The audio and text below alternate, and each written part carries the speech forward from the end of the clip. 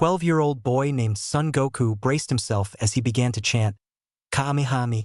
You see, for the past few weeks the young boy with the strange monkey tail had left his mountain home to travel with a city girl named Bulma Brief in search of the magical Dragon Balls, which, when all 7 were gathered, would grant a person one wish.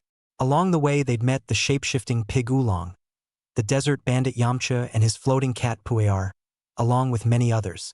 Now, though, the small group was caught in the castle of the self-proclaimed Emperor Pilaf, who had stolen the 6 Dragon Balls they'd gathered, to go with his own 7th. In desperation, Goku was attempting to use a powerful technique called the Kamehameha Wave that he had learned from watching the aged martial artist Master Roshi, in order to escape their prison cell and stop Pilaf from wishing for world domination. With a final cry of HAA, a bright wave of ki erupted from Goku's cupped hands and blew a hole in the wall. While in most universes, the hole would be too small and the group would have to rely on Puar and Oolong to stop the pint-sized tyrant. In this universe, Goku was able to hit a space in the wall that was central to the wall's stability, causing most of the stone structure to come tumbling down. Way to go, Goku! Bulma cheered her friend as they were released from their cell. Their joy was short-lived, however, as they noticed the unnaturally black sky and the bright light being emitted from the Dragon Balls a couple hundred yards away. Oh no! They're about to summon the dragon. Goku, you gotta stop them, Bulma shouted in alarm. Giving a nod to the girl's request, the monkey-tailed boy unslung the mighty power pole from his back and cried out, Power pole, extend! With that, the red pole extended hundreds of yards long, and, giving a battle cry, Goku swung the large staff like a baseball bat, catching Pilaf and his 2 minions in the backs of their heads, knocking them out cold. With a cheer, the group of 5 ran over to the unconscious villains and tied them up with some rope Yamcha had on him. Now, however, the question remained as to what they were to do with the still glowing Dragon Balls. After a few minutes of whispering amongst each other, the group then turned towards Goku. Well, Goku, I think I speak for all of us when I say you should be the one to make the wish, said Bulma. Huh? But, Bulma, didn't you want to wish for something?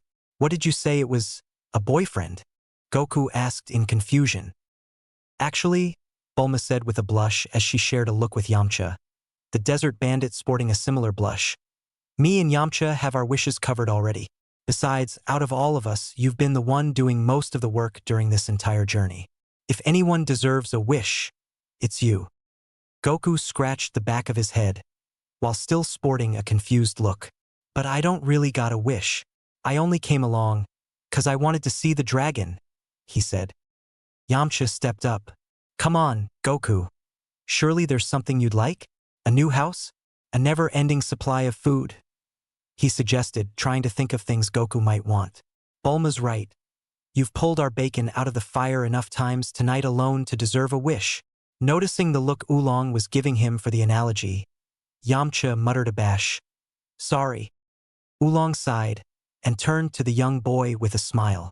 Besides, none of us really have anything we want to wish for right now, so it's better to go to someone who deserves it. Although, he gained a blush as he continued, if you'd like to wish for the panties of a beautiful girl, I wouldn't. Ow! He finished with a yelp as Bulma bonked the perverted pig over the head. Puar finished. It doesn't even have to be something big.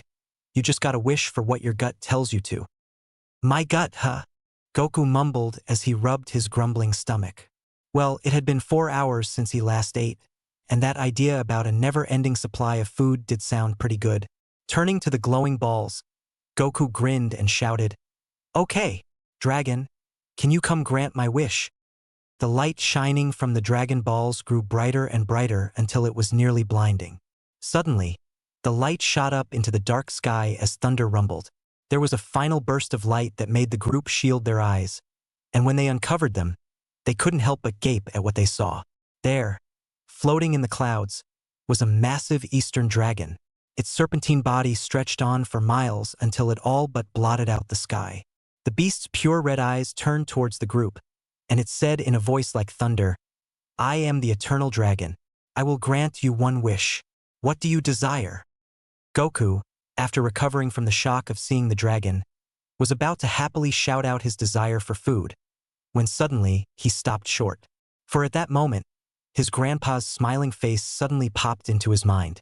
Goku, even though he didn't always show it, missed the old man terribly.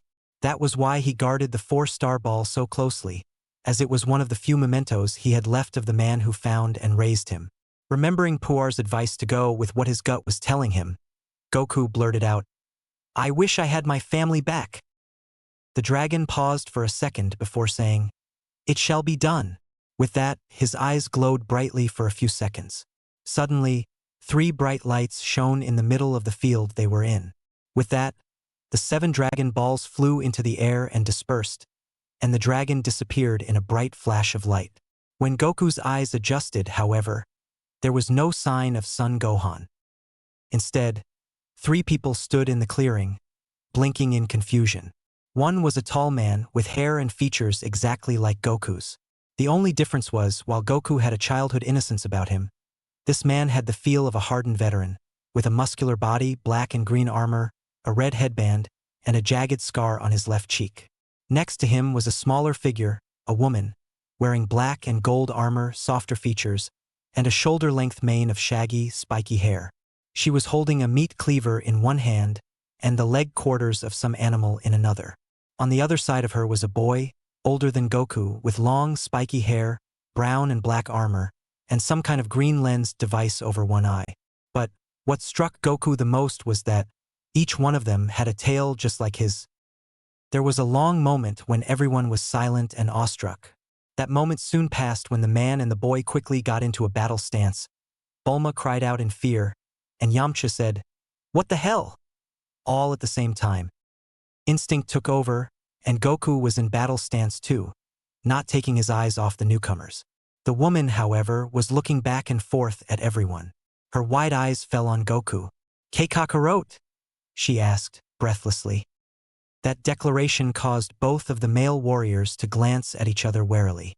The older one spoke. "Raditz," he said, realizing who the older boy was. The one called Raditz gave a short nod, but his features were still distrustful. The older warrior turned to the woman. "Jain," he said softly, straightening. Jain turned towards him and blinked. "Bardock," she said, breathlessly, gazing into his eyes. She then turned to look to the one on her right. "Raditz," she said, holding out her hand. Raditz's jaw clenched. "Mother," he said, his voice thick with emotion. She gave him a short nod, her eyes kind, and turned back to Kakarot, who was taking a step towards her. Mister," the boy said, looking at the meat she had in her hand. "Did you see my grandpa, by any chance?" he asked, trying to tear his eyes away from what his stomach craved so badly. Jain smirked at the young cub, then suddenly shoved the meat into his hands. It was still raw and bloody, but Goku couldn't wait for it to be cooked. "Go ahead, Kakarot. It's safe. I wouldn't give my own son something that wasn't," she encouraged him. Goku, not needing to be told twice, began tearing at the meat hungrily. Used to Goku's lack of reason when there was food to be had, Bulma stepped forward and picked up the slack. Sorry, did you say you were Goku's mother?" she asked, nervously. She earned a low growl from the woman, causing her to stop in her tracks. Suddenly, Raditz laughed out loud, earning a glare from the older warrior. Was it something I said?" she asked, feeling abashed. "Now I know I hit my head on Pori's. This is too much," Raditz said, shaking his head, and reached a hand towards the device on his face. "Not another move, boy, or I'll break that arm," Bardock growled, causing Raditz to freeze, eyes wide. Bardock walked over to Raditz, and taking the device from his face, crushed it in his hand. Raditz regarded him with cold fury. "What the hell, father? How do you expect us to get back if Dash—" "I don't—" Bardock cut him off and turned to the blue-haired female. "You, what the hell happened?" he demanded, getting tired of having questions with no answers. Bulma blinked, frowning. She stammered, but Bardock glared at her. "Speak, woman, or I'll dash," Bardock began, but was cut off by Jain. "Frighten her so bad she won't be able to speak," she finished, giving him a pointed look. "Or worse, make them so angry they refuse to tell us anything. I never thought I'd see Kakarot again, and here he is, alive and well. You've been away on missions for so long. I feel like it's been a year since I've seen you. And Raditz. Jine sighed, looking over at her oldest boy. Just last month you were this size. And now you're taller than me. We all have questions, and we're not going to get any of them by scaring away the natives, she said, crossing her arms and scowling back at Bardock. Bardock sighed, and his features softened somewhat as he regarded Bulma again. Fine. Please tell us what you know. As far as I know, we were all dead, all but Kakarot, he said. I wasn't, Raditz chimed in, but a glare from Bardock quieted him. Bulma blinked. Well, Goku made a wish on the Dragon Balls, she said, realizing she might have to explain what those were, but not knowing if she could trust these people. She powered on. He wished he had his family back. I think he meant his grandpa Gohan, though, she said, glancing at Goku, who was wiping the blood of the raw meat from his face, looking a bit more satisfied. He nodded at Bulma's words. Bulma's right. I really meant Grandpa. I didn't know the dragon was going to bring. He trailed off, looking at them all. Who are you people, anyway? He asked curiously. The three newcomers gasped, looking at Goku with widened eyes. Jine brought a hand to her mouth. Oh, Kakarot, she said, and before Goku could stop her, her hands were in his hair, searching every inch of his scalp, and stopping short when she came upon a nasty scar. Bardock, look at this, she said, causing Bardock to peer closer to survey the damage. Shit, Bardock said, growling, and turned to Bulma. Did you people do this to him? He demanded angrily. Bulma shook her head, confusion and terror on her face. Do what? What's going on? Goku asked, trying to get away from Jine, who was holding him fast.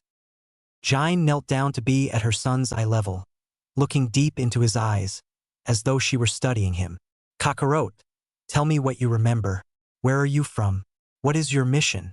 What's my name? She said, her voice laced with concern. Goku scowled. Look, mister, you've got the wrong guy. My name's Goku, not Kakarot, he said, frowning. I'm from Earth, and my mission was to help Bulma find the Dragon Balls. But we've done that already, so I'm gonna go and dash. He's lost all of his memories, Jine said, sending a look of despair towards Bardock. He's also desensitized from being on this planet too long. He's not picking up any of my telepathy, she said. She turned back to Goku. Kakarot, give me your tail, she said softly. I told you my name's Goku, not Dash. Your tail, Kakarot. Don't make me grab it, Jine said, in a tone that made both him and Raditz flinch instinctively. Swallowing, Goku extended his tail out towards her. Jine made no move to touch it with her hands.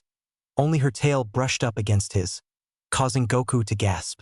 With a small smile, Jine gently coiled her tail around his, and he closed his eyes, feeling things he had never felt before. Or at least, didn't remember ever feeling before. Mama, he breathed, before Jine released his tail, smiling down at him. Yes, cub, I'm your mother, Jine said softly, gently stroking his face as he opened his eyes.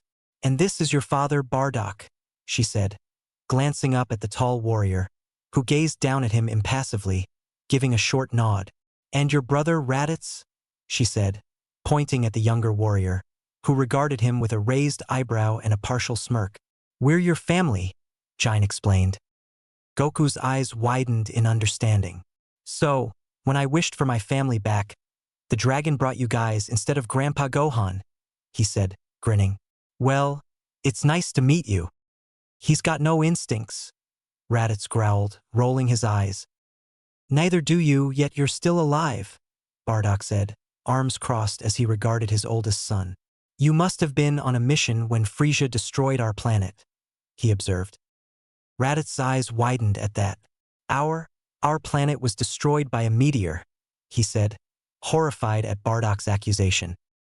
Bardock glared at him. A meteor? You really think that King Vegeta's special forces would let something as mundane as a giant space rock get anywhere near our planet? He asked incredulously. I was there on the front lines. The only thing that hit us was Frieza's giant death ball, he spat. This caused Raditz to glare, then to roar out in fury. causing everyone to look on in fear. Everyone without a tail anyway. Bardock was scowling, as was Jine, and Goku was frowning. What's going on? Oolong whispered to Yamcha. He was so far out of the loop it wasn't even funny. I'm not really sure. I think that Goku's an alien from another planet. They all have tails like Goku. And I think their planet got destroyed, Yamcha said, trying to explain the gist of it. Wow, it's like a science fiction movie, Oolong said, entranced. When Raditz calmed down somewhat, glaring at the ground, Bardock placed a hand on his shoulder. We'll get him, Raditz. I saw something, he said, and shrugged off Raditz's curious glance. I'll explain later, just know, we're gonna kill that bastard, he said. Raditz met his eyes and gave a short nod. They both looked at Jine, who gave a nod as well, her eyes cold. Goku blinked at them. Who's Frieza? He asked. Bardock folded his arms. Enough talk, I think we're up to speed. We need to find a place to sleep tonight. Some place with a roof, unless we plan to destroy everything around here, he said, glancing at the halfway destroyed castle around them. Jine's tail bristled at that. Oh, right. The moon. This must be a big one. I almost hadn't noticed, she said, feeling the telltale shiver that came whenever a full moon was near. Bulma frowned. What do you mean, destroy everything? What's the moon have to do with Dash? There's no time, Jine said suddenly, and looked down at her youngest. Kakarot, I need you to trust me. You have to close your eyes and keep them closed no matter what, she said. Goku frowned in confusion. But why Dash, he began, when Raditz cut in, his eyes already closed. Because if you don't, you'll turn into a giant Oozaru and kill all your friends, Raditz said quickly, causing the Earthlings to gasp. Bardock began blasting a hole just beneath the castle. Not a big one, lest he bring the whole castle down on them, but big enough for the four of them to fit in comfortably. Get in, he told them, and Jine held her hand over Goku's eyes, walking him towards the hole. Raditz walked after them, using his other senses to compensate for having his eyes closed. Bardock glared at the others.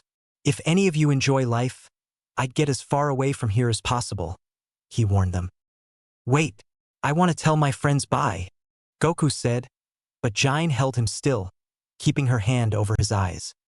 Kakarot, you can't. If you look at the full moon, for even a moment, you will turn into an Oozaru, and your friends will be trampled to death, she told him, keeping her eyes on the ground and the top of Kakarot's head. This caused Goku to stop suddenly. Wait, you mean, on the night of the full moon, that thing that killed my grandpa? It was me? The little boy asked, feeling his entire world shatter. Bulma brought her hand to her mouth, and Yamcha sucked in a breath. Goku's knees felt weak, and he tried to swallow past the dryness in his throat. I killed my grandpa. His shoulders fell. No wonder the dragon didn't bring him back to me. I'm a monster. Jine's heart broke for her son, but he was an older cub, he should know the truth by now. Kakarot, we're all responsible for the deaths of others. It happens when you're as strong as we are. Weaker species don't survive long around us. If this grandpa of yours cared about you as much as you care about him, then I think he knew you didn't mean to hurt him. But now you know about it and you're putting your friends in danger. If you care for your friends, you'll tell them goodbye. Let them get to safety, she told him, her voice soft, but firm. Goku nodded, keeping his eyes closed and standing up straight. Go on, you guys. Get out of here, he said bravely, not wanting his friends to get hurt. Bulma's lip quivered. Goku, will you be okay? You know, with... Goku nodded. They're my family, and they're already trying to keep you guys safe by keeping me away from you. You have to get out of here. Please, he begged, shame eating away at his heart. Jine could feel hot tears emerging from beneath her hand, where she covered his eyes. I found my grandpa afterwards. It was horrible. Please, don't make me find you like that, he begged them. Yamcha placed a hand on Bulma's shoulder, squeezing hard. Don't worry, Goku.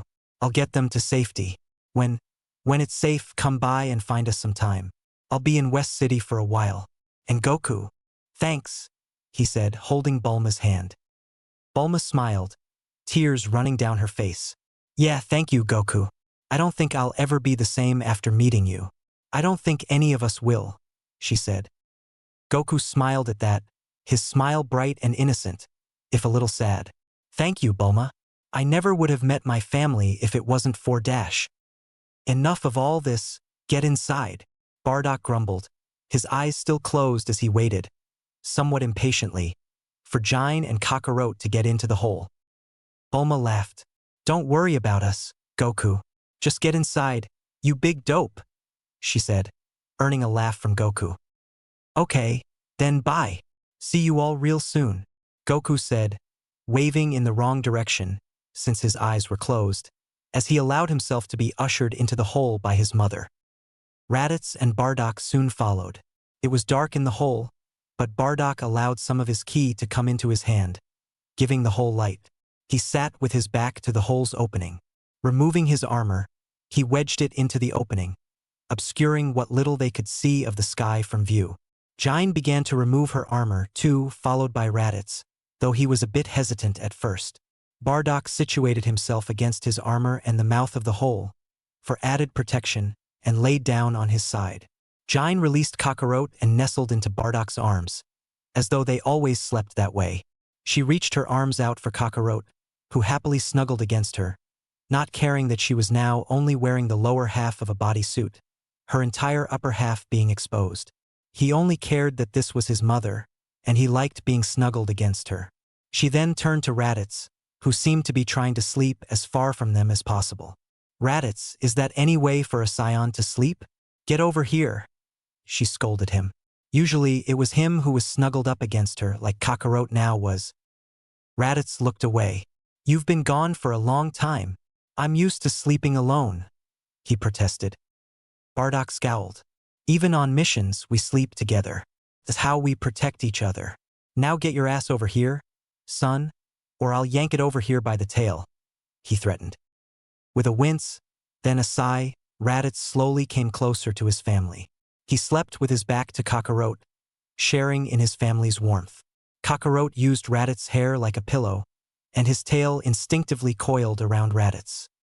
The older boy tensed, then relaxed, scooting in a little closer to his family. This was how it was supposed to be, he thought, allowing himself a small smile. In seconds, the light went out and soon they were all asleep. The next morning found the family outside, fully dressed and dusting themselves off. Jine found her meat cleaver that she had dropped the night before and picked it up. Goku was tying his power pole back onto his back. Bardock grunted. First order of business is to find better shelter. Somewhere out of the way of the natives, at least until we decide what to do with this rock, he said. Goku blinked at him. What rock? He asked. His father wasn't holding a rock. Bardock growled, and Raditz swatted him with his tail, causing Goku to yelp and glare at Raditz. Father's giving orders, don't interrupt, he hissed. But Goku began again. But this time, Bardock glanced at his mate, who tugged hard on Goku's tail. Goku turned to her, eyes wide, only to meet her cold glare. Kakarot, you will remain quiet when your father is speaking, she warned him. Goku frowned at that. Something in him told him he should listen, but his curiosity got the best of him. But I have so many Suddenly, a large fist hit him square in the jaw, and he went flying into a wall of the ruined castle. He saw stars for a long moment, before feeling himself being hauled up, held by the front of his clothes in front of Bardock's face, who was scowling at him. Rule 1. You are my son, I am your father. That means I talk, you listen, he said. Got it? He asked. Goku swallowed hard, but managed a nod, and Bardock dropped him near his mother. Raditz rolled his eyes at him. As I was saying, Bardock continued, we need to train. If we left now, the way we are, we would never defeat Frisia, he stated, earning a slight nod from Raditz. Jine shifted slightly, and Bardock acknowledged her. We don't have a ship, she pointed out. Just the pod Kakarot landed here in. Whenever we do leave, we'll either have to steal one or build one, she said. Bardock gave a nod. Goku looked like he wanted to speak again, but wisely kept his mouth closed. Bardock sighed. Yes, Kakarot? He asked.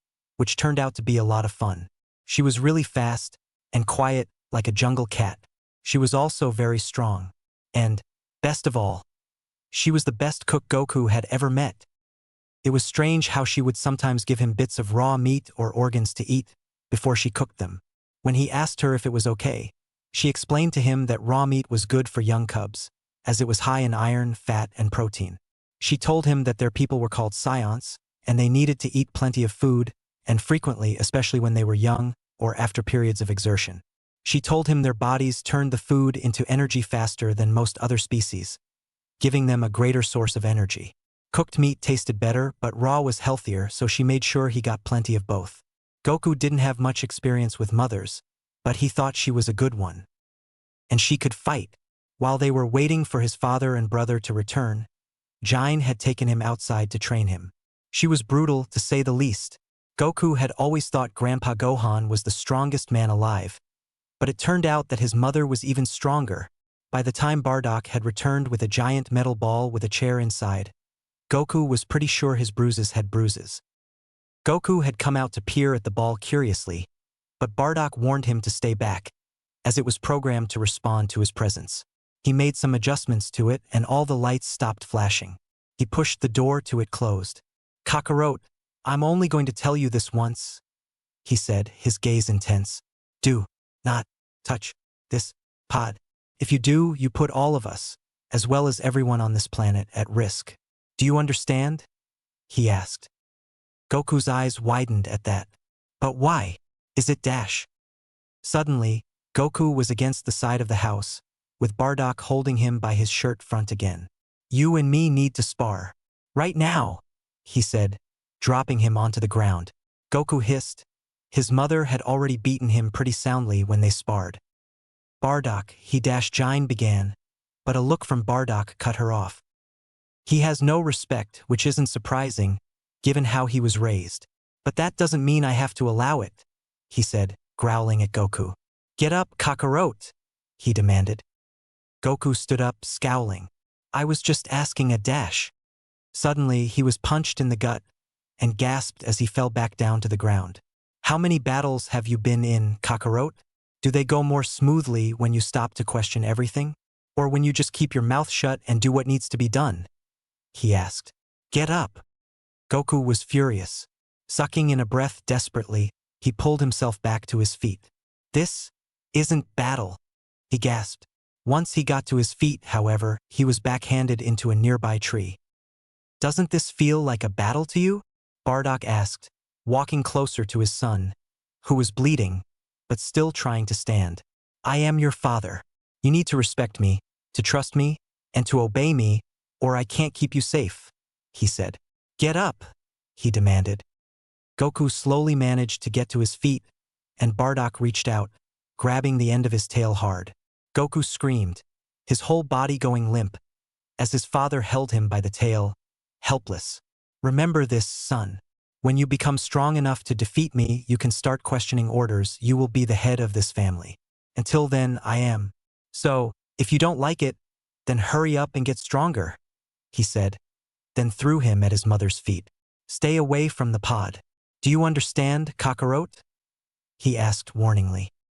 "Yes, sir," Goku managed weakly, earning a nod from his father. Goku looked up at his mother, who gave him a disapproving look, before walking over to his father to check the pod over. Goku's head was reeling, and not just from being thrown into a tree or having his tail grabbed. He knew his mother cared about him, but if she did, why did she let his father beat him up all the time? And she had looked at him like he'd done something wrong. Had he done something wrong? He was just trying to ask a question. It was the same thing he had gotten in trouble for earlier that day. Bardock didn't like it when Goku asked him questions. Well, except that one time when he had asked Goku. Goku was starting to see a pattern. Bardock only let people ask questions when he asked for them. Earlier, his father had seemed to know when anyone had something to say, even without them saying anything. So he asked for their questions. Like when Goku had meant to keep from asking something so he wouldn't get in trouble again, and then he asked Goku what was on his mind. Bardock knew. Bardock had mentioned battle. Goku tried to imagine if there were bad guys around, and they were trying to fight them. Questions would get them killed in that situation. It seemed like everything his family did was about fighting. Like they were always training for battle situations. Goku had to be ready for anything, as though he were in a real battle. Pulling himself to his feet with great difficulty, he gave the pod one last glance, then turned away from it, grimacing. He needed to dip himself in the stream that should soothe his cuts and bruises. But was he allowed to go? Did he need permission? He glanced at his parents, then down towards the nearby stream, then at his parents again. Bardock's eyes met his, and he gave a single nod, never stopping his conversation with Goku's mother. Goku blinked. He knew what Goku wanted. Goku didn't have to talk, just to move. He wondered how much his family said, just by moving. How much had Goku missed just listening for words all the time? Not wanting to waste time, Goku limped down to the stream, taking off his clothes and slowly sliding into the cool water. It was painful on the joints, but so refreshing to the skin, and washed all the blood and dirt away. Dipping his head beneath the water, he stayed under the surface for as long as he could hold his breath. When he finally emerged, he saw his brother, Raditz, looking down at him from above. Raditz smirked a little. Mother really kicked the shit out of you, he said, looking him over as he pulled himself out of the water. Mother and father, Goku replied. Raditz grimaced. You didn't talk back again, did you? He asked, almost sympathetically. Goku frowned, hissing slightly in pain as he put his clothes back on. He doesn't like questions very much, he replied. This earned a strange sound from Raditz that sounded like a laugh, but one that was held inside before it got too big. You don't listen well. If you keep your eyes and ears open, you'll figure out the answers to most of your questions yourself. Asking all of them is a waste of everyone's time, Raditz said and looked around. Besides, father's not much for talking. What do you want to know? I'll answer your questions, he said. Goku frowned. That round thing that father calls a pod, is that what I came here in? He asked. Raditz raised an eyebrow. You really don't listen. What do you think? He asked. You said you'd answer, Goku objected. Raditz shrugged. I'll only answer the good questions, the ones you don't have the answers to already. It'll be good practice when deciding what to bother father with, he said with a smirk. He had been in Goku's shoes once, after all. Goku sighed. Well, I guess it must be, if that's what father said he'd go find. It's just, I can't believe it, you know?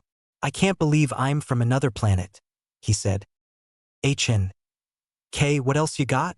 Raditz asked, glancing surreptitiously back towards the path home. Goku was about to say something, but frowned. What's that smell? He asked, feeling a little ill. Raditz sighed. Well, Cub had to learn sometime. It's called pheromones. Mother and father are mating, he said, sitting on a large rock. He didn't miss this part of being with his family. Goku frowned at that. What's mating? He asked. Raditz turned crimson at that. Don't you know where cubs come from? He demanded. Goku blinked. No. Where do they come from? He asked, now curious. Raditz slapped himself in the forehead. Look, we don't talk about it. Keep your voice down and follow me. If you make a sound and we get caught, I swear, I'll kill you myself, he said. Goku frowned at that, but nodded, and the two quietly walked up the path towards the house. What Goku saw when they peered in the window of the house from a tree branch across the way was odd. Their parents were wrapped around each other, and were doing things to each other. And suddenly, Goku started to realize why Bulma didn't have the same parts that boys had. His eyes widened as they watched, until Raditz got his attention and gestured for them to leave. Goku nodded fervently, and followed his brother back down the tree, and down to the stream. Once they arrived, Goku felt like he was going to be sick. That was gross, he exclaimed, barely remembering to keep his voice down. Raditz shrugged. It won't seem gross when you're old enough to do it yourself. Besides, it's where cubs come from. You wouldn't have been born if they didn't do that. Neither would I, he said. Goku's face twisted in disgust. That's how they made me? He asked incredulously. Suddenly, he had a thought. Are they trying to make another one? Another brother or sister? He asked. Raditz gave a nod. Our planet was destroyed. There aren't many of us left. Prince Vegeta and Nappa are the only other survivors that I know about. The more science, the better, he said. Well, I'm not doing it, Goku said, crossing his arms. Mating's just too gross. This earned a laugh from Raditz, who sat back on the rock, remembering having the same conversation with his uncle, Tulls. As the weeks went by, Goku got more and more comfortable with his family. The little house he used to share with Grandpa Gohan became the little house he shared with his family. His mother rearranged it to better suit their lifestyle. Since the hut was so small, almost the entire floor was covered with the large leaves that grew on the vines nearby, turning the floor into a large, soft bed. The windows were completely covered by the same leaves, so that no light could get in. The table, chairs, and pretty much everything else had been moved outside, set up around the small hut in a way that looked like it belonged there. Next to the table was a large fire pit he helped his mother build, so they could cook large amounts of meat all at once. They also built a large stone tub. His mother had used something that looked like old Master Roshi's Kamehameha wave to do it, only she was really careful and only made a big dip in the large boulder without breaking it so that it looked like a really big bowl. The tub was situated over a hole in the ground that was meant for building a fire in. They kept to a strict schedule. Every night they slept together inside the hut on the soft floor, all curled up together, his father's back always to the door. Every morning, when his father moved, everyone else woke up, and he was always the first one out. Goku figured out this was on purpose one morning, when he tried to leave before his father, and got his ankle yanked back by his mother's tail, sending him to the floor. When Bardock left the hut, everyone else waited a second, then left the hut, too. Goku asked his mother about it once, and she told him it was a precaution against danger.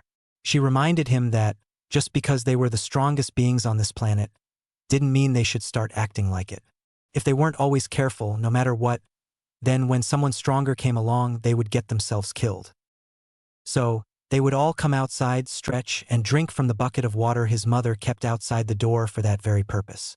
Bardock and Raditz would go off to spar, and Goku would help Giant hunt and cook breakfast.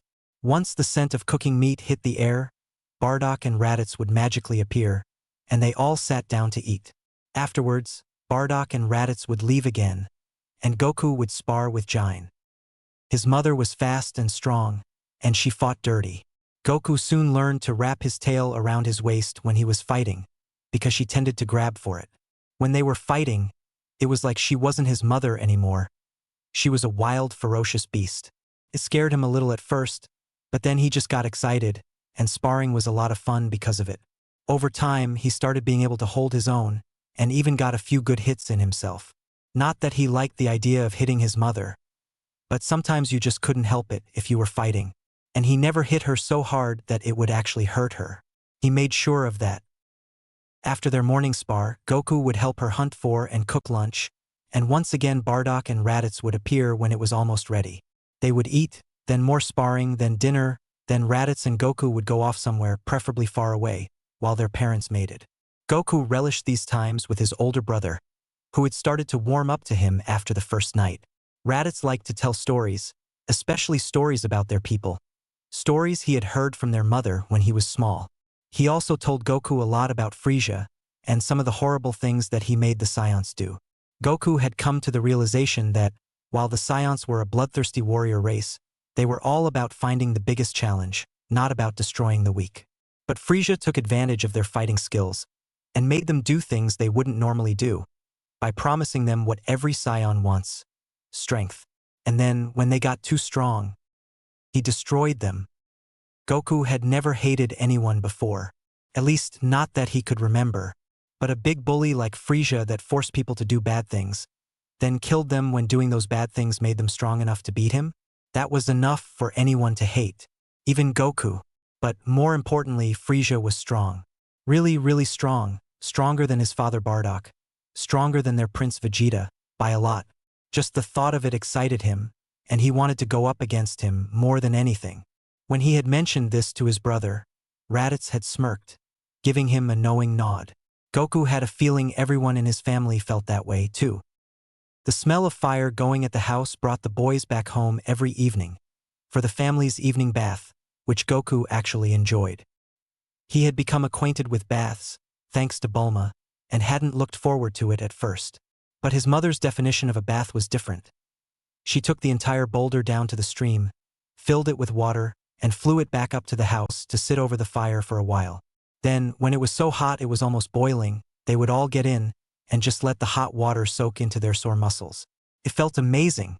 None of that fluffy stuff Bulma had put in his hair, either, though his mother made sure that Goku scrubbed his scalp really well under the hot water. Raditz had the hardest time of it, having so much hair. One time Raditz had grumbled about it. Bardock had offered to cut his hair, earning a vehement objection from his oldest son. When Goku asked why it was a big deal, Raditz had blinked and explained that Saiyan hair doesn't grow back. Once it was gone for good. Goku made a mental note never to cut his hair. Then they each washed their armor, or, in Goku's case, his clothes, and dried them with their ki. Goku was still learning how to control his, so his mother did that for him so he wouldn't burn them to cinders by accident. When the sun dipped low, they would go inside, always before moonrise. On this matter, Goku never asked questions or talked back. It still made him sick what had happened to Grandpa. He swore to himself he would never look at a moon again, full or not. He never wanted to lose control of himself, to hurt the people he cared about. In a way, he was glad his wish hadn't brought Grandpa Gohan back. He didn't know if the old man would ever want to see him, after what Goku had done unknowingly. Goku was always the first one inside, and slept in his GI, while his family left off their armor, sleeping only in whatever they happened to wear underneath it. Bedtime was his favorite part, because it seemed to wash away all the angry words and hurt feelings of the day, with the scent of all four of them coming together to make one comforting smell. No matter how bad things got, they all slept together and held each other at night. Even his father, who seemed so unapproachable during the day, would pull him close at night sometimes, resting one large hand in Goku's spiky hair as Goku's tail wrapped around his. Tails and limbs were everywhere, and Goku enjoyed the feeling that it didn't matter whose hand or foot or tail or hair was touching him. It was his family, and it meant that he was home.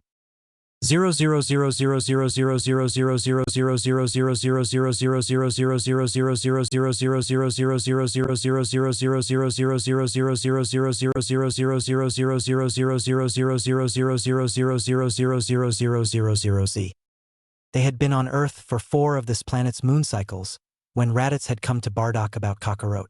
It had been a while since he'd heard his son complain about his sibling, so Bardock was somewhat surprised to hear it now. He sighed. "What's the cub done now?" he asked, disliking this interruption in their training regime. Raditz frowned. "You'll have to see it for yourself, father," he said, shifting nervously. This got Bardock's attention. Raditz was the type to use his head more than his instincts, and while he could be full of himself sometimes, he tended to lean more on logic than emotion. If he was worried about something, it was probably something pretty bad. His guard up, Bardock gave his son a short nod, and followed Raditz to where Jine and Kakarot were sparring. Raditz quickly lowered himself to a nearby tree branch, staying out of sight, so Bardock did the same. Watching Kakarot and Jine spar, he tried to figure out just what had Raditz so concerned. They seemed to be doing fine. Jine was her regular self, a bit on the gentle side, for a scion, but Bardock loved her for that. He had enough rough edge in him for the both of them. Kakarot's skill was increasing, too. Soon he would be ready to fight against Raditz, and join his brother in their daily spar against him. He was looking forward to that day, too, since it would make his own training more of a challenge. "There," Raditz's voice said in his mind, and Bardock blinked, having missed it. He looked at Kakarot more closely. He was winded, but not too badly, and his mother was more than he. His eyes were carefully calculating, and "There again," Raditz's voice came, and Bardock gave a short nod. He had seen it. "He's holding back," he said, frowning. Kakarot would notice an opening and dismiss it, then block one of Jine's strikes. Then he would strike, and Bardock could tell he was carefully controlling the power behind his attack. It was close to what Bardock knew Jine could handle, and he wondered if she could tell. More than that, however, he wondered something else. How is he able to do that? Did they just start? He asked. 3 hours ago, Raditz supplied, and Bardock could feel his worry. It was a lot like the worry that made his own gut clench. Kakarot had been fighting for 3 hours, and the bloodlust hadn't kicked in. All this time, he'd been checking Jine for any kind of bruises or wounds that would speak of Kakarot's progress, and hadn't really found any. He had been waiting for her to let him know that he was getting too rough with her, so that one of them could be there to pull him off of her. A cub that young shouldn't have much control of his bloodlust. That control had to be learned over time. With very little training, and no scion training whatsoever, Kakarot should have been insatiable, unable to contain his need to kill his opponent. Yet here he was, doing just that, not only controlling his urge, but being almost gentle with his mother. It was as though he felt no bloodlust at all.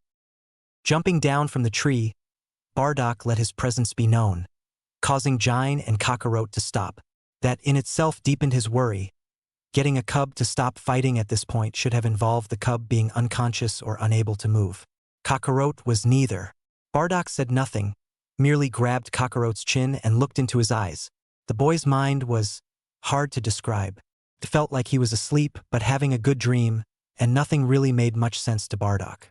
It didn't feel like a typical scion's mind at all, But without the boy's telepathic abilities being any stronger, he couldn't really trust what he felt from him to diagnose him. Kakarot, I want you to tell me what you're feeling, right now, Bardock instructed him. Kakarot blinked. My face hurts, he said. Bardock looked at his face, which he was holding, a bit more roughly than he meant to, and let it go. I mean, how do you feel? Are you angry? Frustrated? What do you feel? He insisted, frowning. Kakarot looked confused. I don't know. I feel fine, I guess. I'm having fun, at least I was, he said, glancing at his mother and grinning, a spark in his eye. Fun, Bardock said, scowling. Well, that wasn't a bad sign. Fighting was fun. But it should also be something more to Kakarot. Do you feel anything else? Is there something you feel like you want to do? It's okay to tell me, I won't get mad, he said, trying to be easy on the cub so he could get the information he needed. Kakarot frowned in thought. Well, I am starting to get hungry, he said. Bardock straightened and shared a long look with Jine. She looked down at Kakarot, concern in her eyes, then said, Kakarot, you go hunt us something good to eat, while I speak with your father, she said. Her eyes lifted to the tree, where Raditz sat. Raditz will go with you, she added firmly. Raditz gave a short nod, then jumped down to the ground. Come on, cub. Bet I can find prey before you do, he said. Kakarot broke out into a grin. You're on, he shouted, and started running down the path, followed a bit more slowly by his brother, who was only trying to get Kakarot out of earshot. Jine turned to Bardock. Do you think it's from the fall? She asked, frowning. Bardock grunted. I don't know, but he's been ready to join me and Raditz for a while now. He's reading your movements and going easy on you, he said. But why? Jine asked, shaking her head. I've gone all out with him, I pull no punches. Why would he let himself get bruised up without going after me? She asked, confused. TCH, because you're his mother, Bardock said with a shrug. He doesn't want to hurt you. He wants to protect you, he explained. Jine shook her head. That's normal thought, not battle thought. Are you saying he's thinking of my well-being in the heat of battle? She asked. Bardock nodded. Cubs barely got an instinct to him. He's got no bloodlust. Did you look in his mind? He's all numb inside, he said. Like he's asleep, Jine nodded, having tried more than once to help Kakarot develop his telepathy. He had the ability, she could sense that much, but it could take him years to learn how to fully grasp it, something that should have come automatically to him. But what can we do about it? Regeneration tanks can't fix brain damage, and we don't have access to one anyway. We're stuck on a primitive planet with no ship to speak of, and very little technology. If we found a medic here, we'd have to teach them what a scion was, before they could even begin to help. Even the medics on our planet were hacks.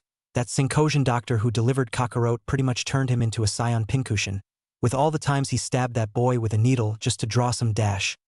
Jine! Bardock cut her off, unwilling to hear her rant yet again about the cursed alien doctors assigned to the worker class. They weren't on Vegeta anymore. There was no point in dwelling on the past. Look, we've got what we've got. It's time to go visit the natives, see what they've got to offer. Those humans Kakarot was traveling with, didn't they say they were going to be in West City? He asked. Jine nodded. I think so, she said. Then we'll go there first thing tomorrow. Time to get Kakarot some new clothes. Anyway, maybe something a bit sturdier. Looks like he's wearing threads, he said. Indeed, his GI was torn and tattered, and starting to become too small for him. We'll find a doctor, we'll look for tech, we'll look for a ship. Been meaning to make the trip anyway. This just gives me a reason not to put it off, he said with a wry grin. Jine gazed at him knowingly.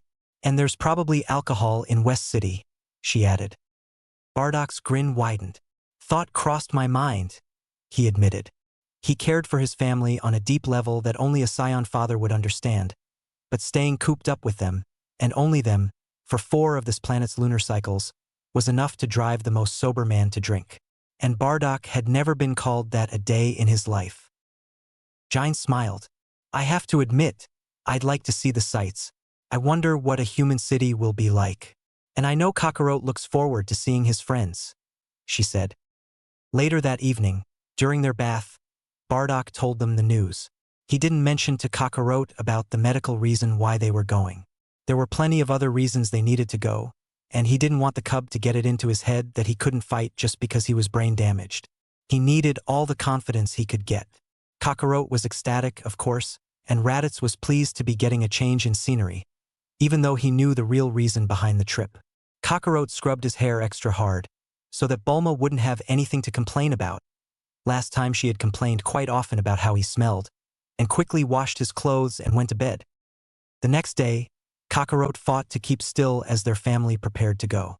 Breakfast had to come first, he knew, but his excitement warred with his stomach as he was halfway tempted to take off before eating. He knew his father wouldn't allow that, though, so he tried to contain himself as breakfast was finally cooked and they sat down to eat. He ate more quickly than he usually did, which was a feat in itself, and Bardock growled, causing him to wince and slow down. When they were finally done, Bardock made certain the pod was secured, Jine made certain the fire was out, and Raditz flew into the air, looking around. Kakarot's flying skills had improved considerably, and he was determined to make this trip without any help from his family or from the Nimbus. He lifted himself up off the ground and floated up to where Raditz was hovering. "Do you know where West City is?" he asked curiously. Raditz grunted. "When we first got here, Father had me scout out the area. West City is that way," he said, pointing in its general direction. "I asked around about where we could find a space-worthy ship, but—" he shook his head. "Humans are weird," he said simply, shrugging. Kakarot grinned wryly. "You're telling me," he said, thinking of all the weird experiences he had on his journey with his friends. "But they're also pretty nice once you get to know them. Just watch out for Bulma and her witch bombs. They're not really that dangerous, but they're loud," he was saying, as Bardock and Jine joined them. Instinctively, he looked at Bardock, as did the rest of them, and the man made a gesture with his head. Raditz led the way, and the four Scions began their flight towards West City. It took a few hours for them to get there, mostly because they were waiting for Kakarot to keep up. The boy refused any offers of help, something which Bardock could respect, and he didn't want to dampen the boy's spirits by insisting. Spirit was something the cub needed right now more than ever, if he and Jine were right about what was wrong with him. And so, they took their time, until they finally landed within the streets of West City. The city bustled around them, feeling very much like every city Bardock had ever been to, and he relaxed, glancing at his family to make sure they all wrapped their tails around their waists. Kakarot's was free, and Bardock reached over and flicked the end of the boy's tail, causing him to wince and wrap it around his waist again. Stepping forward, he looked around until he saw a man standing on the street corner, holding a sign. He smelled foul and had a desperate look in his eyes. Bardock smirked and walked towards him, waving his family back. "You, where can I find Bulma Brief?" he asked. The man looked at him, cringing at the look in Bardock's eyes. The man had been beaten before, Bardock could tell, and used it to his advantage. "Tell me now," he said menacingly. The man blinked, stepping back. "Look, man, I don't want any trouble. I don't know any Bulma Brief. What do I look like, a policeman?" he asked. Bardock frowned. "Policeman?" he asked, not knowing the term. The dirty human nodded fervently, and pointed to a man on the corner, wearing dark blue clothes with bits of silver metal hanging on them. Bardock gave a nod, then cast a glance at Jine. She nodded, then they followed him over to the policeman while Bardock spoke to him. "Bulma Brief, where can I find her?"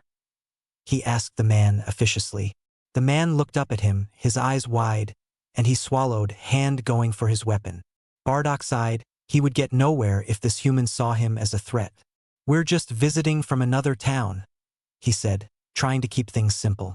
"Bulma is a friend of my son's, but he doesn't know her address, so we're trying to find her while we're here," he said. Kakarot grinned up at the policeman, who looked nervous. He glanced at his father. Bardock gave him a slight nod, and he spoke. "Sir, my father's kind of scary looking, but he's not bad. Can you please help us find my friend? I haven't seen her in a long time, and I know she'll be mad if I don't come by soon.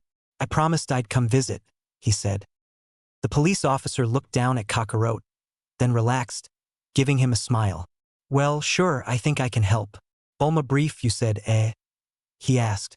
Kakarot nodded. The policeman reached down to a device he kept on his belt, then pushed a few buttons. The screen showed a certain picture and he showed it to Kakarot. Is this your friend? He asked. Kakarot's eyes widened. Yeah, that's Bulma. What did you do to her? Why's she in there? He demanded, glaring at the small device, then at the policeman. Raditz sighed, resting a hand on Kakarot's head. It's just a picture of her, fool, he explained. He looked at the policeman. You'll have to excuse my brother. He's a bit sheltered, he said. The policeman nodded slowly. Where does she live then? Bardock asked, his voice almost a growl. The policeman stammered. I'm not sure if I should dash. Frustrated, Bardock snatched the device out of his hand and looked at the writing. He growled and showed it to Kakarot. Kakarot, can you read this? He demanded. Kakarot frowned. One for capsule. No, capsule. Capsule Lani. 1924 capsule Lani? He asked. The policeman was scowling at Bardock. That's personal information. I can't just give it out to Dash. Thanks, Bardock said, pressing the device into the policeman's hand. Now, where can we find 1924 capsule Lani? He asked. The policeman frowned. I can't just lead you to her doorstep, he objected. At the glare Bardock gave him, he sighed. I suppose I can call her, see if she wants to talk to you, he said. Bardock was about to say something, but a look from Jine had him rethinking it. Fine, he relented. The policeman pulled out another device and pressed some buttons. After listening to the device for a few moments, he said, Hello, this is Officer Brady. I'm calling for a Bulma brief. Is she home? There was a pause. Then he said, Ah, yes, Miss Bulma. This is Officer Brady. I have some people here who say they know you. They're a bit strange, ma'am, he said. Kakarot looked up, his eyes wide. Are you talking to Bulma? Tell her it's me, Goku, he said excitedly. The policeman listened to the device some more. Ah, yes, on the corner of 4th and Piccolo Street. Okay, I'll tell them, he said, then hung up the phone. Ah, you didn't tell her, Kakarot whined. The policeman smiled down at him. Don't worry, she heard you. She says she knows you. She's coming in a car to pick you guys up. Just hang tight right here. She should be here very soon, he said. Bardock nodded, and the 5 of them stood around awkwardly, Kakarot nearly jumping up and down with excitement. The policeman glancing at Bardock nervously, Bardock resisting the urge to snap the policeman's neck, and Jine and Raditz mentally preparing themselves for whatever chaos would ensue should Bardock stop resisting that urge. They didn't have to wait long. Soon a large vehicle hovered above them and slowly lowered to the street. Bulma smiled and waved, and Kakarot broke out into a grin. Bulma, he said excitedly, nearly throwing caution to the wind and jumping into the van. At the last second, he shot Bardock a glance, and he gave an imperceptible nod, smirking at his son as he excitedly jumped into the front seat next to Bulma. Bulma, it's so good to see you, he said, grinning. It's good to see you too, Goku, she said, tussling his hair with one hand. She turned her eyes to his family. Come on in. I'll take you guys to my place, she offered, and they all got into the van, Bardock being the last to enter. Once they were seated, Bulma took off into the sky. So, little guy, what have you been up to? It's about time you came to visit, you know, she said, sending a mock glare to Kakarot, who shrugged it off. We've been training, he said proudly. I'm real strong now, he boasted. Bulma laughed. Oh, man, you're even stronger than before? You should enter the World Martial Arts Tournament, then. It'll take place next month. All the world's strongest fighters will be there, she said, as they flew towards her house. Bardock made a noise in his throat, eliciting a sideways glance from Kakarot to his father.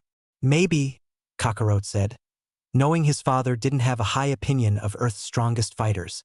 I don't know how long we'll be here, he said. Bulma smiled into the rear-view mirror towards Bardock.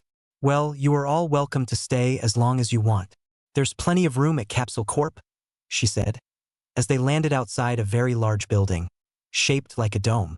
Once she did, the Scions left the vehicle and Bulma pressed a button on the side. With a loud explosion, the vehicle disappeared. The only thing left was a small capsule, which Bulma placed into her pocket. Bardock, who had been in fighting stance since the explosion occurred, watched her with wide eyes. "What the hell?" he said. Kakarot looked up at his father. "Those are Bulma's witch bombs. Bulma's really smart. She can fit all kinds of things in those, even a whole house," he said. "For the last time, Goku, they're not witch bombs," Bulma said, exasperated. Bulma held it up to Bardock for inspection, grinning proudly. "My father makes them. They're called dino caps. It uses miniaturization technology. We produce all kinds," she said, gesturing to the large building. "I'm currently working on a device that will do the same thing to a living person," she boasted. Bardock blinked. "This technology, there's nothing like it in the galaxy," he said. That made Bulma's smile widen. "Really? Dad'll be happy to hear that. Let's go inside. I'll introduce you," she said, and led them into the large building. All around them, robots hustled and bustled, cleaning, dusting, washing dishes. Bulma led them down a few corridors and into a large laboratory, where an older man with purple hair and a white lab coat was bent over a table, studying some device. "Dad, I'd like you to meet my friend, Goku, and his family," she said, causing the old man to look up. "Oh, Goku, you say? I thought you were seeing that Yamcha fellow," he said absently, looking them all over. Bulma's cheeks turned crimson. "Dad, not that kind of friend," she objected, mortified. Kakarot looked up at the man, who had a black cat on his shoulder. "Hi, sir, I'm Goku," he said, and glanced up at his father. "This is my father, Bardock," he said, and took a step back, trying to remember his manners. Bardock took a step towards the human. "You're a scientist?" he asked, blunt as usual. Bulma's father blinked, then nodded. "Yes, I'm Dr. Brief. Pleasure to meet you, Mr. Bardock," he said, holding out a hand. Bardock glanced at his hand, then looked around the lab. "Just Bardock. Do you know anything about space travel?" he asked, getting to the point.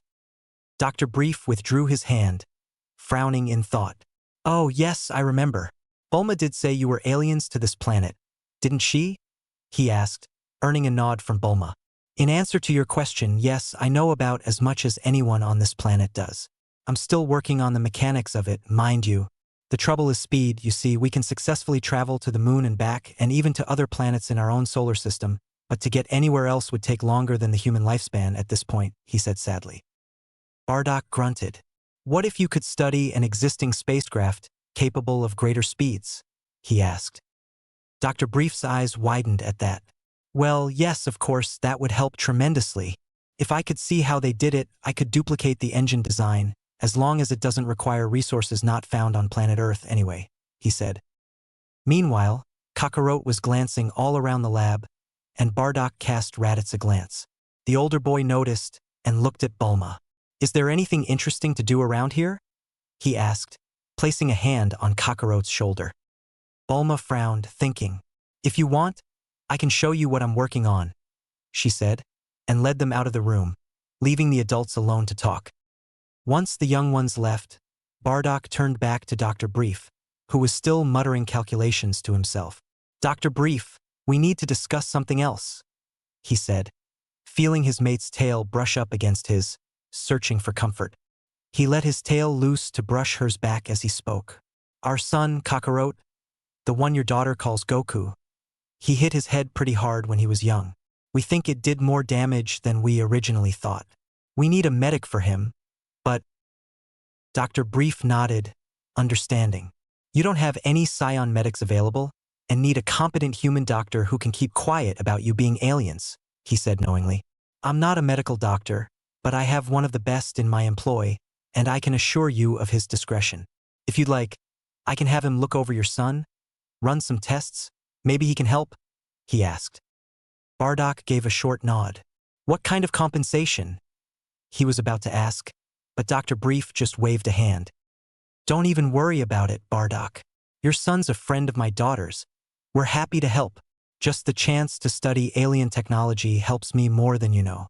Just promise to come to me anytime you need anything, and we'll be considered even, he said. Bardock smirked. He could see how such an arrangement would be beneficial for the old man. He would have access to information about alien technology that none of his competitors would, and be able to replicate the technology for a profit.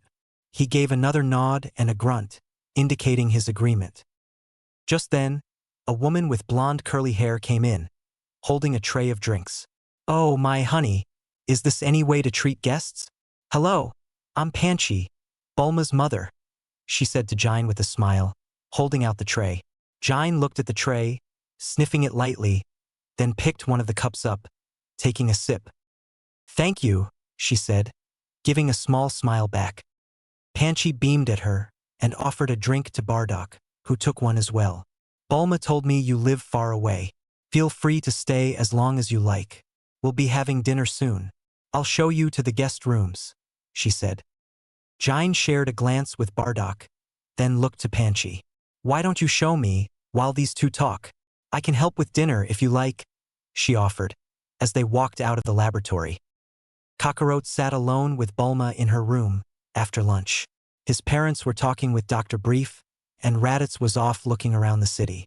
It was the first time they'd actually been alone since his family had been wished back. Bulma looked him over studiously, her gaze concerned. "Goku, is everything really okay? I mean, your folks seem a little rough," she said, her voice soft. She had been through a lot with the boy, and she wanted to make sure her friend wasn't being mistreated. Kakarot grinned. "Yeah, they can be pretty mean when they want to be," he said, a spark in his eye that Bulma had only ever seen when he was facing an opponent. "But that's just the way we are. Father and mother make sure me and Raditz grow up strong and tough, so no one can take us down. I'm glad I wished them back. I just wish." He trailed off, his face fallen, and Bulma frowned, worried. Suddenly, her eyes widened, and she smiled. "Oh, Goku, I almost forgot," she said, and opened a drawer, pulling out her dragon radar. "I meant to give this to you after we summoned the dragon. But, well, we didn't have much time," she said, handing it to him. "This way you can find your grandpa's 4-star ball," she said.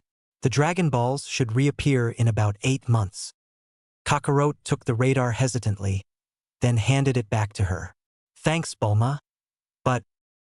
Bulma frowned. "Okay, kid, what's wrong? Out with it," she demanded, wanting to know what had her perpetually innocent and happy-go-lucky friend feeling blue. It wasn't natural. Kakarot's lip quivered. "My grandpa, I don't think he would want to be around me, after what I did," he said quietly. Bulma's heart broke, and suddenly, she wrapped the tailed boy in a tight hug. "Oh, Goku, of course he would. He loved you. Do you know how I know that?" she asked, pulling back to look him in the face. Kakarot swallowed hard and shook his head. Bulma smiled warmly. "Because you are the most happy and caring little boy I know. The only way to get that way is by having someone love you first. It's in all the movies and all the books. Your grandpa must have loved you a whole lot, because you're full of love yourself," she said wisely. This made Kakarot break into a big smile. "Thanks, Bulma," he beamed. She handed him back the radar, which he took happily.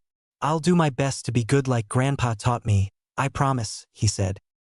"Good, you'd better," Bulma said, happy she was able to cheer her friend up. After dinner, the Scions took turns washing themselves in the small bathtub and took over one of the guest rooms. Panchi sat a tray of cookies on the table near her husband, who took one. "My, those Scions are a strange bunch," she commented. Bulma, who was busy doing her homework, glanced up. "What do you mean, Mom?" she asked, curiously. The blonde woman regarded her daughter with a raised eyebrow. "Why, they have no sense of privacy, for one thing. That boy Raditz came down the hall wearing nothing but his hair. I had to look away," she said, blushing. "And the way they sleep, they took all the mattresses from the beds and put them on the floor by the door. They're all asleep in the same room, in a pile, like many mammals out in the wild," Dr. Brief said, looking up from his work. "From what this Bardock fellow told me, Scions have very strong survival instincts. It doesn't surprise me that they're more like creatures in the wild than we are." What does surprise me is how advanced their technology is. Look at this, he said, showing his wife a paper full of figures that Panchi didn't understand. Their science is beyond anything we've discovered. It's going to take me at least a month to figure out how their engines work, much less how to recreate one, he said. Bulma gave her mom a smile. Don't worry, Mom. I know they're a little strange, but they must think the same thing about us. Did you know I had to teach Goku what a bath was? And the first time I turned on the TV, he thought I'd trapped some poor man inside a little box, she said, causing both parents to chuckle. Panchi smiled. You're right, dear. You know, Jine seems nice. I think I'll take her out shopping tomorrow, just us ladies. It'll probably be nice for her to get away from the kids for a while, she said. And that poor boy Kakarot doesn't have any other clothes. We've certainly got to fix that. Did you notice he's not wearing any shoes? She asked. Bulma blinked. His name is Goku, Mom, she corrected. Panchi frowned at that. Oh, but Jine called him Kakarot, she said, confused. Bulma nodded. That's his real name, but his grandpa, the man who found him and raised him, named him Goku, she explained. Panchi raised an eyebrow at that. Then, why do you call him Goku? She asked. At Bulma's expression, she shrugged. If I named you Bulma, then lost you and someone else named you something else, then I found you, I would still call you Bulma, she said. And I'd introduce you as Bulma, and I'd write Happy Birthday Bulma on each one of your birthday cakes. And I'd like it if people I spoke to about my daughter also called her Bulma, she said. Frowning, Bulma thought about her mother's words. I don't know, Mom. I think that should be Goku's decision, she said, shrugging. Panchi smiled. Well, it wouldn't be yours, sweetie, she chided and stood, picking up the nearly empty tray of cookies. Well, I'm off to bed. Do come to bed soon, sweetheart, she said to her husband. She glanced at Bulma. It's also your bedtime, young lady, she added. Bulma groaned. Come on, Mom. I just have a little more to finish. My stupid teacher keeps giving me all this busy work, she said. Panchi sighed. Oh, well, I guess you can stay up a little longer. I swear, you're just as bad as your father, she said, leaving the two geniuses to stay up and work as she went to bed. The next morning, the Scions left their room, greeted immediately by the smell of food. It was nice being able to wake up to food already being made. Everything smelled so good, and Jine didn't have to hunt for any of it. When her mate finally sat down at the table, they all began to wolf down the food, completely ignoring the chopsticks and other cutlery laid out. Bulma yelled at Kakarot for not using chopsticks, and he belatedly picked them up, never stopping in his eating. Jine watched the exchange and eyed Bulma warily as she wolfed down her portion of food, thinking about how much like a mother or older sister she had obviously been for Kakarot. Her instincts prompted her to growl at the girl, but she held it in, trying to keep in mind that, when she hadn't been there for Kakarot, this girl had. In fact, from what Kakarot had told her, this girl was the very reason Jine was able to be with Kakarot now, for he would never have gone after the Dragon Balls were it not for her. On one level, she felt nothing but gratitude for the girl and her family. On another level, she didn't like other women scolding her son. Jine was determined to make the best of the situation, however. Swallowing her bite of what had to be some type of fish, she said, Kakarot, show me how to use these chopsticks of yours. Kakarot paused mid-bite, glancing at her curiously, then said, Ish Rulla, his mouth full of food. Jine scowled at him and he swallowed quickly and held up the chopsticks in his hand. Sorry, mother, I said, it's real easy. See, all you do is hold them like this and support them with these fingertips and just move them together like this, he said, showing her, before going back to eating. Jine tried it out, then attempted to eat with them. The first few tries resulted in food going everywhere except her mouth. But then she got the hang of it and soon was eating with them as quickly as Kakarot was. Bulma's eyes widened. That's amazing. I've never seen anyone learn to use chopsticks that quickly, she said, earning a smirk from the Scion woman. After breakfast, Panchi took Jine out for a human pastime she called Shop Till You Drop. It began with a trip to a clothing store, where Panchi insisted that Jine pick out her favorite human outfit. She showed her a variety of styles, and Jine looked for something that would be durable, but easy to move in. The solution they came up with was something called a yoga outfit. Apparently, humans had a whole exercise regime that centered around stretching, and they wore stretchy clothes to facilitate the range of movement. The bottoms went down to her mid-thigh, the top was a tank top covered by a loose-fitting knit pullover that was apparently meant to be worn exposing one of her shoulders, and draped down to her hips. Panchi thought it looked so good on her. She bought 4 outfits of various colors just like that, and then she had her try on a dress. Jine was fine with them as long as they were short and not too tight. She knew nothing she could find here would be as durable as her armor, but that was why Panchi was focused more on quantity. Once they found a few dresses Jine liked, they bought them, along with some nice sandals. Jine tried walking in regular dress shoes and almost put a hole in the wall trying to keep her balance. Wearing her favorite of the 3 dresses, it was green and gold. With the sandals, they placed their purchases in Panchi's car, which they encapsulated, and walked to the next shop. It was where Jine learned the definition of a mani/pedi. It was also where she learned that humans did so very little with their hands, that they could glue bits of enamel and plastic to their fingernails, and place paint on them, and have it stay that way for more than a day, sometimes even weeks. Jine relented to having hers painted, but held no illusions that it would last that way long enough for Bardock to see it. She just did too much with her hands. The next shop was coffee and pastries. Panchi had a deep love of sweets, and Jine couldn't blame her. Earth food was delicious. The coffee made her feel funny and tasted bitter, but the pastries quickly became her favorite part of Earth so far, and she almost threatened the shopkeeper for the recipe. After that, they went looking for clothes and shoes for the males. Panchi was surprised that Jine seemed to know just how big every member of her family was, even down to the size of their feet. Jine merely responded that her family spent a lot of time Toget Zero her, and that she had gotten a second chance at life. She didn't want to miss one single detail. Shorts, tank tops, t-shirts, and sweatpants were all procured, as well as socks and boots. Jine insisted on boots for her family. Shoes came off far too easily when they were sparring in the air. Dr. Brief had told her mate that he thought he could replicate their armor, so they would need something to wear while the scientist worked on it. Kakarot had almost grown out of his clothes, which were tattered and worn from sparring. They were in a variety of colors, which Jine was happy about. It was one of the perks of not being on Vegeta anymore. As much as she missed her home, her friends, she had never liked the uniformity of it all. Jine picked up something by special request. It was a bolt of rich, bright red cloth. She held it with such reverence. Panchi knew it held some important significance for her. They picked up needles and thread, which looked a bit different than what Jine was used to, but seemed simple enough. Then they stopped for lunch. Jine used the chopsticks, like Kakarot had shown her, but was soon aware that people were staring at her as she ate. She stopped, frowning, and whispered to Panchi, "What are they looking at?"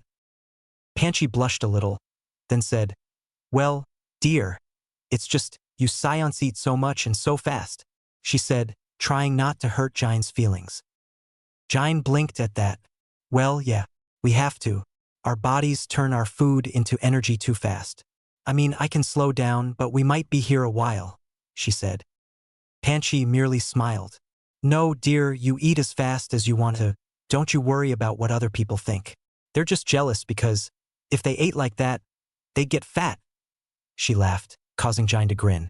She made quick work of lunch, and the two of them ordered tea and cake for dessert, talking about everything. The subject got to Kakarot, and Jine sighed, confiding in Panchi about his head trauma. "I'm just so worried about him. I know I shouldn't be, he's a scion, he'll survive whatever comes to him, and it'll make him stronger. But," she shook her head, "there was such a wildness to him when he was born. It's a good sign. When a baby cries, it means they'll strive hard for what they want. And Kakarot never stopped crying," she said, smiling nostalgically. She scowled. Even after those hack medics got their hands on him, to ready him for incubation, he never lost his fire. He wasn't very strong, mind you, but he was vicious, and one of the medics had to be sent to the infirmary after Kakarot got a hold of him. "I knew he would be okay when they sent him here," she said smirking, then bit her lip. "But then I'm reunited with him, and I find out that he wasn't really okay after all." She scowled. The table and dishes shook slightly, and Panchi's eyes widened as Jine did her best to calm down. She took a deep breath, and the shaking stopped. Panchi sighed in relief. "Oh, you poor dear, you shouldn't be so hard on yourself," Panchi said, placing a hand on Jine's arm. "You can't help what happened while you were dead, you know. And Kakarot is such a sweet boy," she said, consoling her. Jine furiously wiped a tear from her eye. "But you see, that's the problem," she said with a sigh. "He's too young to be this sweet. Scion cubs are born wild, vicious. Over time, with proper training, they become civilized, but they aren't supposed to start out that way. Kakarot doesn't have any of that bloodthirst, any of that viciousness anymore. At first, I thought that maybe that human who found him was unusually strong, that he was able to civilize him, but..." She shook her head. "It should still show in the heat of battle. It doesn't. He thinks everything through, he's always so careful not to hurt his opponent too much. He thinks instead of feels his way through battle. And that's good to think, but he needs that bloodlust, that desire to rip his enemy to pieces. Not having it is going to get him killed," she said, looking down. "I should know. I'm not exactly a perfect Scion warrior myself," she said softly, meeting Panchi's eyes. "I'm always afraid to let my bloodlust take over, so I hesitate in battle, which is why I ended up in the worker class, even though my power level is high enough to be third class easily. I don't want Kakarot to have the same problems I did," she said with a sigh. "I like being worker class. I enjoyed my job as a butcher. I enjoy being home with my family, instead of out on a mission all the time. I never enjoyed the killing, not when it was innocence. But no one does really. Well, no one in my family at least," she said, thinking of some of the really evil sons of bitches she used to work with. "But Kakarot, he loves to fight. He loves the challenge of it. He's always talking about becoming stronger, getting faster, destroying Frisia. If he can't be trusted in battle." Panchi ordered another round of cakes and smiled at her friend. "Dear, it will all work out. The doctor we have is one of the world's best neurosurgeons. They'll find a way to help him. It won't do him any good to sit here worrying about it," she said, causing Jine to give her a small smile. "You're right, Panchi," she said, taking a sip of tea to calm her nerves. "What about you? How are things with your daughter? I never got to properly thank her for taking such good care of Kakarot. The girl's done so much, and Kakarot thinks the world of her. You've raised a very capable and strong-willed daughter. If she didn't already have a mate, I'd consider her a good mate for my son. Raditz?" she said with a smirk. Panchi's eyes widened. Then she laughed. "Oh dear no, Bulma doesn't have a mate.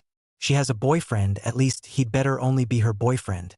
She isn't really old enough for, well, that," she said. Jine raised an eyebrow. "Oh?" She seemed so mature. "I can't really tell with humans, but she looks like she's about 2.5, or maybe 2.25 easily," she said, frowning. Panchi blinked at that. 2.5? she asked. "No, dear, Bulma's much older than that. She's 17 now," she said.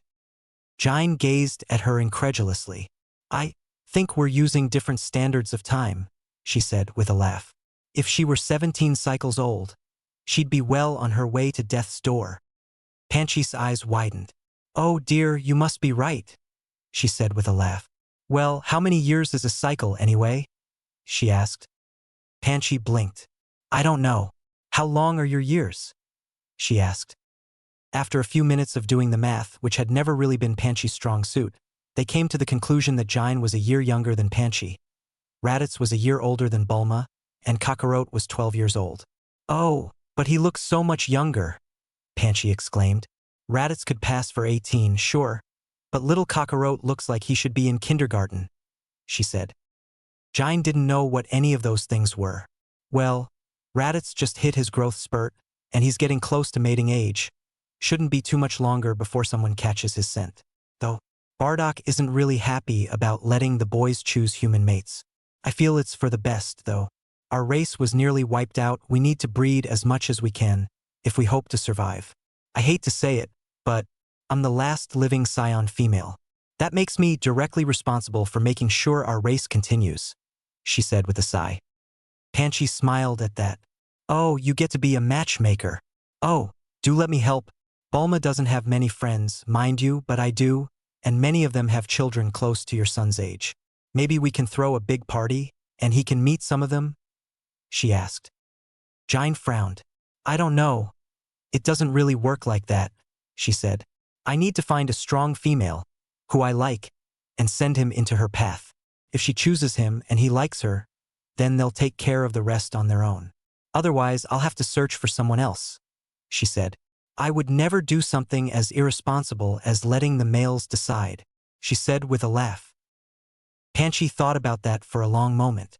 So, you're looking for strong females, huh? She asked. Jine's nod, she grinned. I think I know just the place to look, she said. And quickly she pulled out some zenny and laid it on the table, grasping Jine's hand. Come on, let's change, and then we're going to have some fun, she said excitedly. They used the restaurant's bathroom to change into their yoga clothes, and then they went to a place Panchi called a gym. Jine looked around dubiously. The room was full of human females, sweating over their various machines. But they're all so weak, she frowned, and cast an apologetic glance to Panchi. No offense meant. Is this all they can do? She asked softly, disappointed. Well, Panchi thought, frowning. There's also the self-defense classes. I come here from time to time. It's good to stay toned, especially right before summertime, she said, smiling. Come on, let's join a class. It'll be a good way to work off that cake, she suggested. Jine blinked, then smiled. Okay, how hard can it be? She asked, and they each signed up for the self-defense class, which was about to start. The instructor was a human male, but most of the students were women wearing a variety of clothes from sweatpants and t-shirts to clothes that looked more like cockroaches. Unfortunately, a lot of the women looked like they were approaching their 8th or 9th cycle. And if what Panchi had told her was anything close to accurate, they would probably die in less than 5 cycles. No, if she were to find a human mate for Raditz, she would need to make sure they were young as possible. Humans seemed to have much shorter lifespans, and science mated for life. Still, though, it didn't mean she couldn't have fun while she was here. The class copied the instructor's movements, and Jine began to realize a few things very quickly. The first was that many of these women were entranced with the muscular instructor. In fact, given their sloppy movements, Jine was inclined to believe he was the only reason they had come. The second was that the instructor knew they were watching him and enjoyed the attention, treating the class like his own personal harem, touching them under the pretense of adjusting their positions, using those soft tones on them, those suggestive looks. The third thing was this man was clearly incompetent as a self-defense instructor. Sighing in frustration, Jine couldn't take it anymore, just as he had come around to see if she was in the correct stance. With a sigh, Jine shook her head, getting out of the position he was showing them. Now, don't give up, you'll get it soon, princess, he said to her. Jine blinked. I am not the princess, she said, confused. Our prince has never taken a mate, she said, looking him over scathingly. And I'm not giving up. I'm just not good at dancing. I thought this class was about self-defense when we signed up, she said. The man narrowed his eyes, then smirked.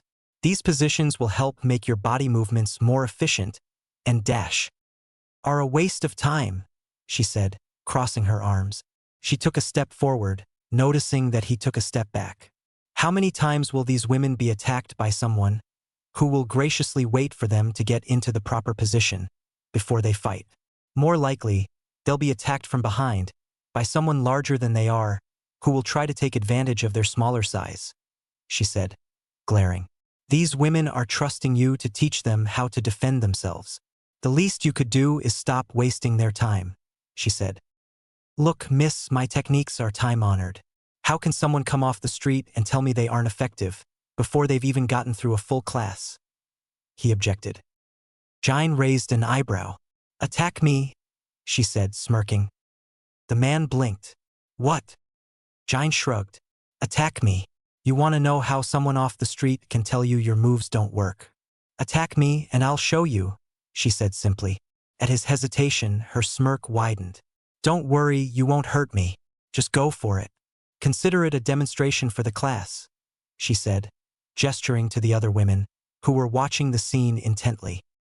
The instructor glanced at them all, then shrugged.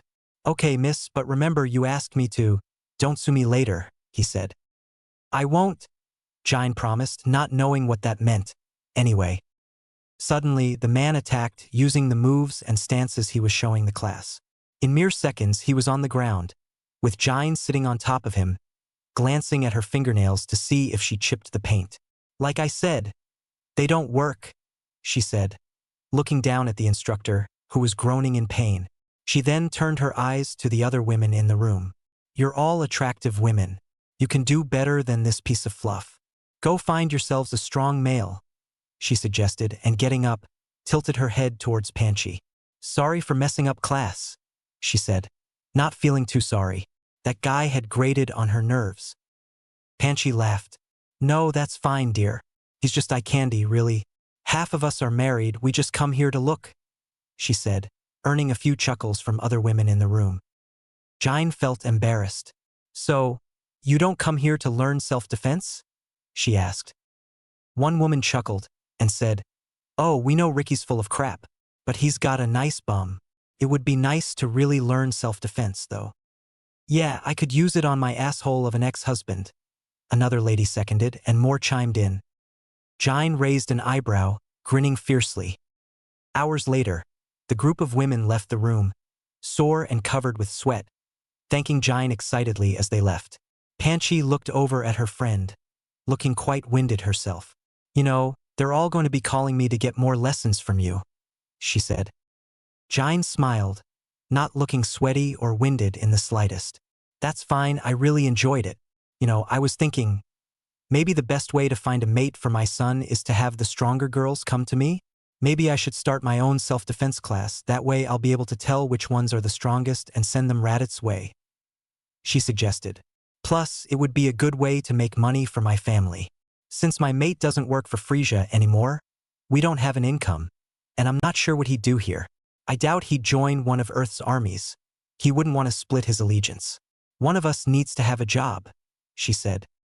Well, I think it sounds like a great idea, Panchi said, as the two of them left, leaving a groaning and barely conscious self-defense instructor still lying on the floor. Raditz wasn't exactly ecstatic about being in this city full of humans. He felt stifled, on edge, ready to snap. His mother hadn't had to tell him why, he already knew. Even if it hadn't been common knowledge growing up, he had watched Prince Vegeta go through it. He was coming of age. It sucked. He was uncomfortable all the time. His senses were all over the place, and it was getting harder to control himself in battle. Also, he noticed females, as in every female, even his mother, which was awkward and weird and resulted in his father growling at him for no apparent reason. And now they were in a house with human females, and Raditz was doing everything he could to avoid them. Luckily, the scientist's wife was out with his mother, and Bulma's mate Yamcha arrived, giving him the chance to slip away unnoticed. Well, unnoticed by everyone except Kakarot. As Raditz flew past another skyscraper, he glimpsed Kakarot peeking at him from around the corner of the building behind him. Sighing, he landed on the roof of the tallest building he could, knowing his brother would be joining him soon. Up here, the city was almost bearable, far above the sights and smells of the streets below. After a long moment of letting Kakarot think he was successfully hiding from him, he sighed. You can come out, Kakarot. I know you're there, he said, rolling his eyes. Ah, how'd you hear me? Kakarot asked, coming out to sit beside him on the ledge. Raditz cast Kakarot a sideways glance. I can smell you a mile away, he grumbled. Kakarot wrinkled his nose. Yeah, I can smell you too, he said. And you smell funny lately. What's going on? He asked. Raditz regarded the cub. Kakarot always caught him off guard like this. He was so slow to figure stuff out most of the time, it came as a surprise in those moments when he showed deep insight like right now. And of course, when he was insightful, there was no lying to him. I'm going through a change, Raditz said gruffly, hoping that his brother would not make him explain. No such luck. What kind of change? The cub asked, eyes wide with curiosity. Inwardly groaning, Raditz replied, It means I'm getting ready to take a mate, he said, glaring. Kakarot's face scrunched up in disgust. Oh no, not you too, he exclaimed. Come on. Raditz, you're strong, you can fight it, he insisted. This surprised Raditz and made him chuckle. I can fight a lot of things, Kakarot, but no scion can fight this, he said with a sigh. I'm doomed to be forever at the whim of some female, he said. Kakarot sighed as well. Does this mean you're gonna go sneaking off to kiss like Bulma and Yamcha? He asked, disappointed. Raditz clenched his fists and unclenched them, his nerves frayed. I don't have a mate yet, so no, he said, getting annoyed. What's wrong? Kakarot asked, peering at his brother closely. You look like you don't feel good, he said. Raditz growled at him, causing Kakarot to back up, preparing for battle. You're annoying me, that's what's wrong, he said. He noticed Kakarot's battle stance and forced himself to calm down. It's not good for us to fight right now, Kakarot. I don't have a lot of control, he said, swallowing hard. Just back off. But a good fight'll make you feel better. It always makes me feel. Kakarot began, when suddenly, gunfire could be heard from the street below. Curiously, the two boys looked down at the street, where a blonde woman with a gun was shooting at 3 cars with bright red lights, holding a large bag slung over her back. What the hell? Raditz asked, casting a glance at Kakarot, who shrugged. He didn't know what was going on, either. Finally seeing something interesting in this city, Raditz flew into the air. Stay here, Kakarot, he growled, and flew down to a ledge closer to the action to get a better look.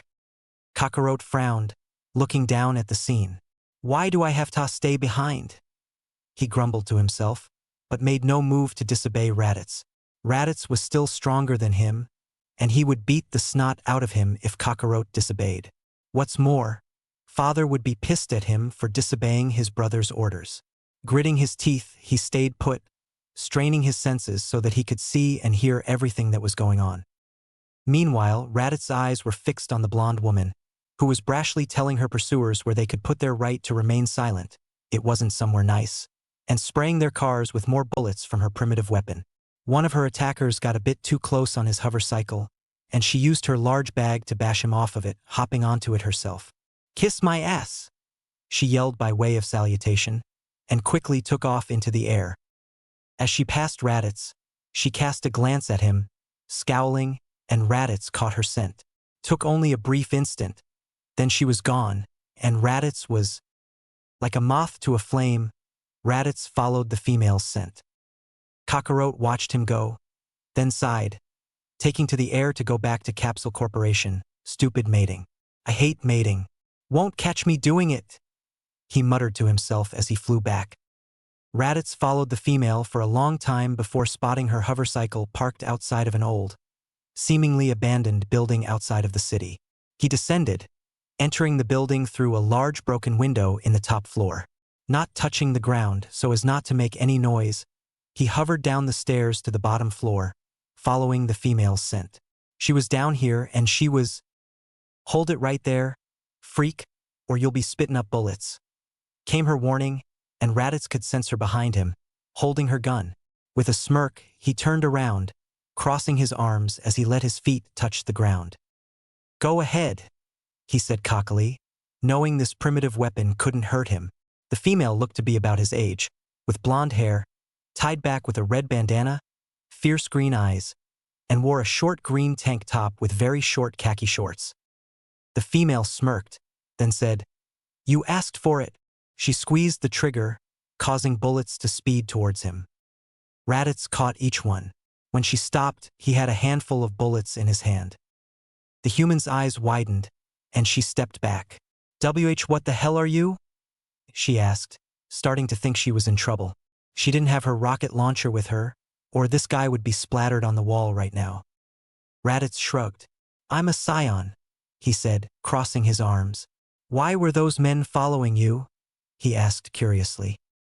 Gazing at him curiously, the female tried to gauge how much of a threat he was. He was strong and fast.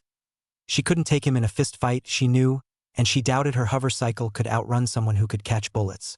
She had seen him fly down the stairs, so escape was out of the question. So basically, she was screwed. On the other hand, he wasn't attacking her yet, so only probably screwed. She scowled. What's it to ya? she asked. So what if she was probably screwed? She wouldn't let it make her meek, like her alter ego. Raditz raised an eyebrow and looked at the bag she had been carrying before, which was now leaning against the wall behind her. Let me guess. You stole something from them, and they want it back, he said. The female smirked at that. Give him a prize. Let me guess you're some sort of secret weapon for the cops. Or worse, some lame-ass superhero, she said bitterly. HN, I could care less what you stole, he said, dropping the bullets to the ground and dusting off his hands. I was just curious, he said. Curious? She asked incredulously. Then a thought came to her. You want a cut, don't you? She accused. Raditz frowned. If your bullets couldn't hurt me, what makes you think you can cut me? He asked, confused. The thief looked at him blankly for a long moment, then broke down in laughter. No, not cut. Cut. She laughed, causing Raditz to stare at her. She shook her head in admonishment. You want some of the money, she clarified. Raditz blinked. Oh, no, you keep it, he said, shrugging. If I wanted any that badly, I'd just steal some of my own, he said. Yeah, I bet you could, she replied, looking him over. He had a mane of black, spiky hair, longer than any girl's hair she'd ever met, and wore some of the strangest armor she'd ever seen. But, besides those unusual features, he was kind of handsome, very muscular, and those eyes of his were so intense. I'm Launch, she said by way of introduction. Raditz? The scion responded, finding her scent intoxicating. Raditz, Launch said, testing the unusual name out. Well, you ever think about becoming a professional thief? She asked. With those moves, you'd be pretty good at it, she said, smirking. She liked his moves. Raditz shrugged. I'm a warrior, not a thief. I'm Scion, he said by way of explanation. Not that I'm against it. I've taken my share, but usually, I kill the previous owners first, he said, his eyes going to their surroundings. You don't live here, what is this place? He asked curiously. Launch was still digesting his earlier statements. You're a mercenary, she said, causing Raditz to glance at her. These people you killed, you get paid for that, am I right? She asked. Raditz shrugged. Never got paid per person. But per planet, yeah. I don't do that anymore, though. I'm laying low with my family, he said, sighing. Launch blinked. You're from outer space, she said more than asked. It made sense. His strength, his speed, his hair. You're a mercenary from outer space. Pretty much, Raditz said, looking her over. You never answered my question. What is this place? He asked. Hideout, Launch replied, her eyes still taking him in. Outer space. I'm laying low too. Those cops outside will give up eventually, she said. With your vehicle parked right outside? Raditz asked, eyebrow raised. Launch's eyes widened, and her cheeks flushed crimson. Shit! She exclaimed, just as Raditz's head snapped upward. Grab your bag, he said, frowning. You have company. Just then, Launch could hear sirens in the distance, getting closer. Launch grabbed her bag. I gotta get my bike, she said, going towards the exit. No time, Raditz said, and grabbed her around the waist. With no time for her to protest, he flew with her through an open window, gaining altitude quickly so as not to be seen by anyone on the surface. What the hell? Launch protested as they flew up above the clouds. Suddenly her breath caught. What the hell? She said breathlessly, eyes widened at the beauty of the scene around her, as they floated among the mountains of clouds. Wow, she said. Raditz smirked at their surroundings. Yeah, I like water planets. You can hide from anything with enough cloud cover, he said with a sigh. Except a scouter anyway, and your people don't have those, he said, glancing around. Where do you want to go? He asked. Launch sighed for a moment, gazing blissfully around them. Then the fire returned to her green eyes. I need to launder this money. Can you get me to East City? She asked. Raditz shrugged. Sure, but I'm not your transportation service. After I drop you off, you start using your head and get your own transport, he said, scowling. He couldn't believe he'd gotten himself in this position. Yet, at the same time, he wasn't looking forward to letting her go.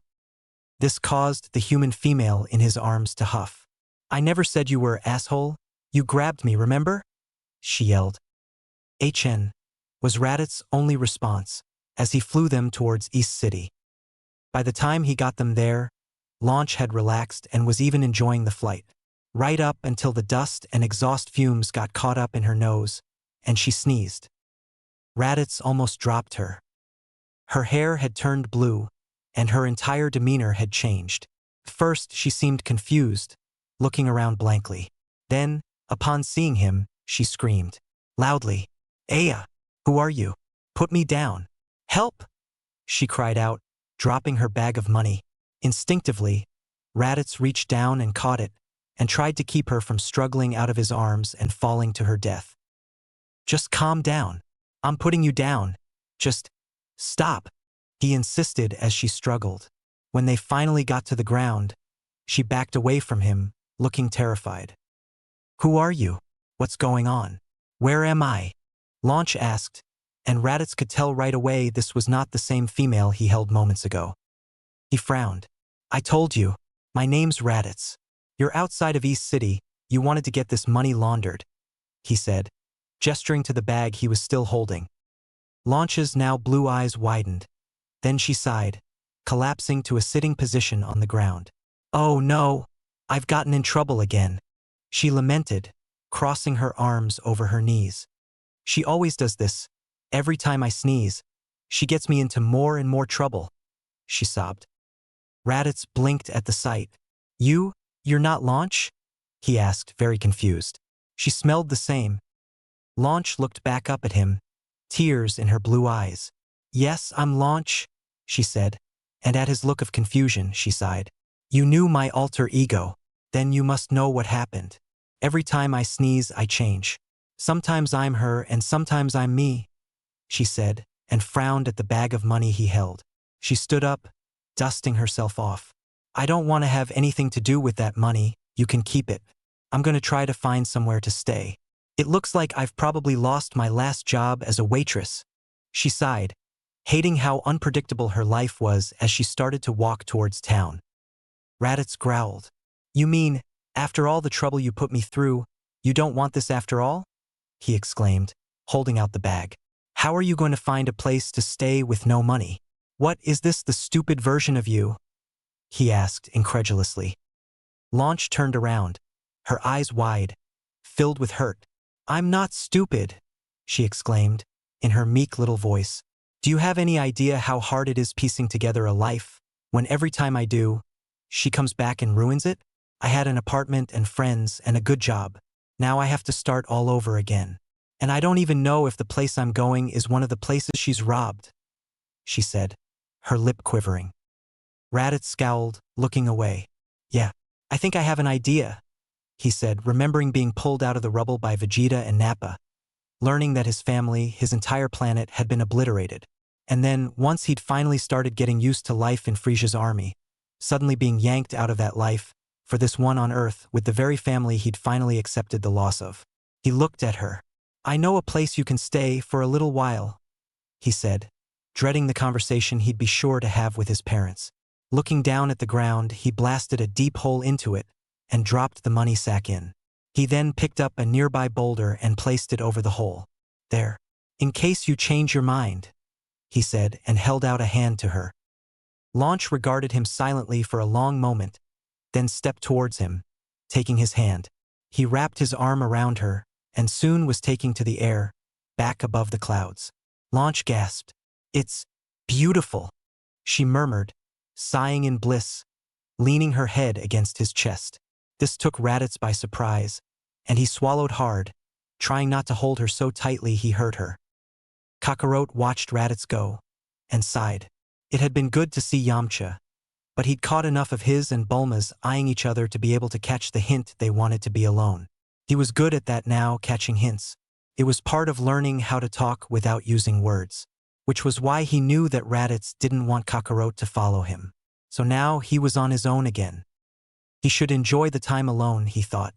He used to spend all of his time alone after Grandpa died, and then he wished his family back and was around other people all the time. So, this moment should be nice, shouldn't it? But there was being alone because there was no one to be around, and there was being alone because no one wanted you around. Still, though, this was his first time in the city. He should be enjoying himself, seeing the sights. It would be time to train again soon enough. But he just couldn't make himself go exploring. Something was wrong, he knew it. He had wanted to talk to Bulma about it, but she was busy with Yamcha. He had wanted to talk to Raditz about it, but he had his own weird stuff to deal with.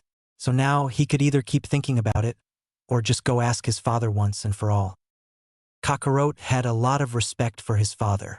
They had a rocky start at first, but he came to realize his father did everything he did to protect them, and to make sure they could protect themselves. He made it a point to always know what was going on with his family, and even though he wasn't the easiest person to talk to, he did care at the end of the day. But Kakarot wouldn't just be talking to him. He'd be confronting him, because Bardock was the one he had a problem with. He had never hesitated before. Whenever anything ever bothered him, he had always spoken up. But the last 4 months had made him cautious, observant, and highly aware that there were others that were much stronger than him, like his father. Kakarot sighed again, then took to the air. He took his time, but all too soon found himself back at Capsule Corporation. He caught his father's scent and followed it to the back of the complex. His father must have brought his pod because here it was with scientists looking it over inside and out. His father looked bored and annoyed, though that was pretty much how he always looked. At least when he wasn't pissed off. He was listening to Dr. Brief, clenching and unclenching his fists, and Kakarot was starting to think a distraction was exactly what his father probably needed. At least he could hope so. Kakarot stepped close enough that his presence was obvious, but stayed out of the way and stayed silent, eyes on his father. He scowled, frowning, thinking about what he wanted to say. His father was turned away from him, but Kakarot could tell he knew his son was there. Kakarot crossed his arms. He was avoiding him. That confirmed it.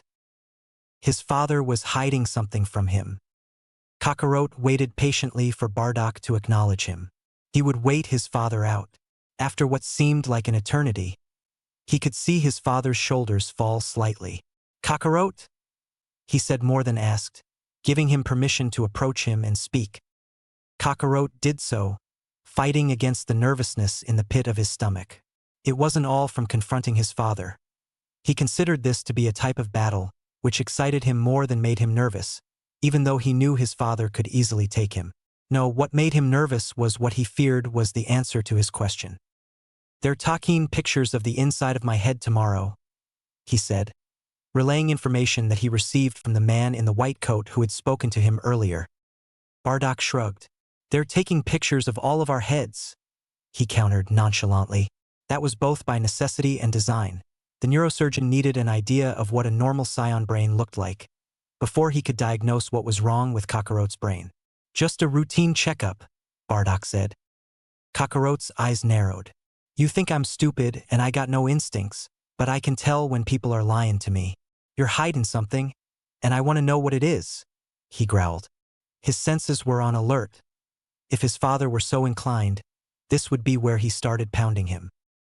Instead, Bardock chuckled, then laughed out loud, a sound which Kakarot heard so rarely, it almost frightened him. He watched his father warily before the man spoke.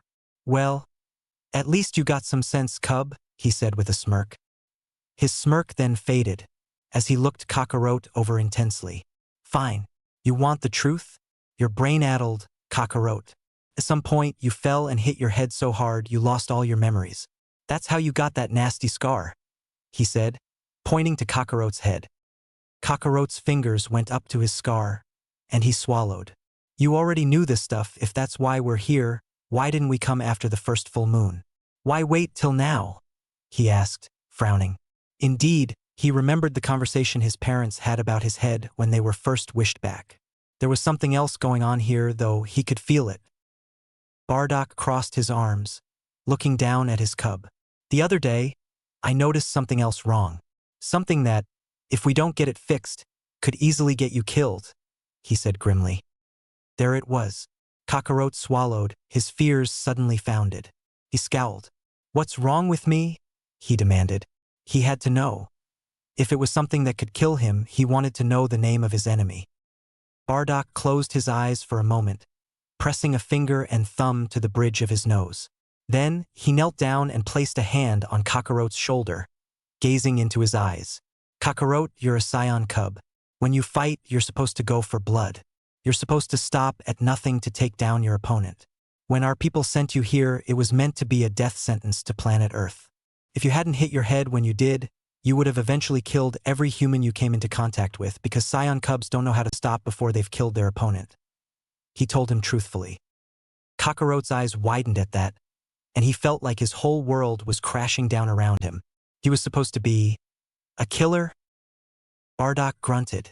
Scion cubs stay with their mothers until they've been trained to have some kind of control of themselves, so they're able to follow orders.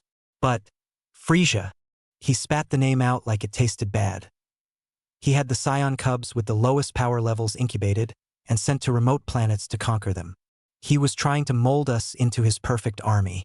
Your mother and I had no choice in the matter, Kakarot, or you would never have left her side, he said. When we came back to life, we thought to pick up where we left off. Your mother thought to train your bloodlust down to manageable levels and build up your strength so you could train with me and Raditz. But I don't got any bloodlust, Kakarot finished. Not like how you mean. I love to fight, it's all I ever want to do, but I don't want to kill anyone. Grandpa taught me not to kill, unless there's no other way, and even then to work real hard to find another way, he said. Bardock growled. Your grandpa was no scion, he said, shaking his head. Humans are peaceful, but we are not. Listen well, Kakarot. Left to our own devices, scions are a warrior race.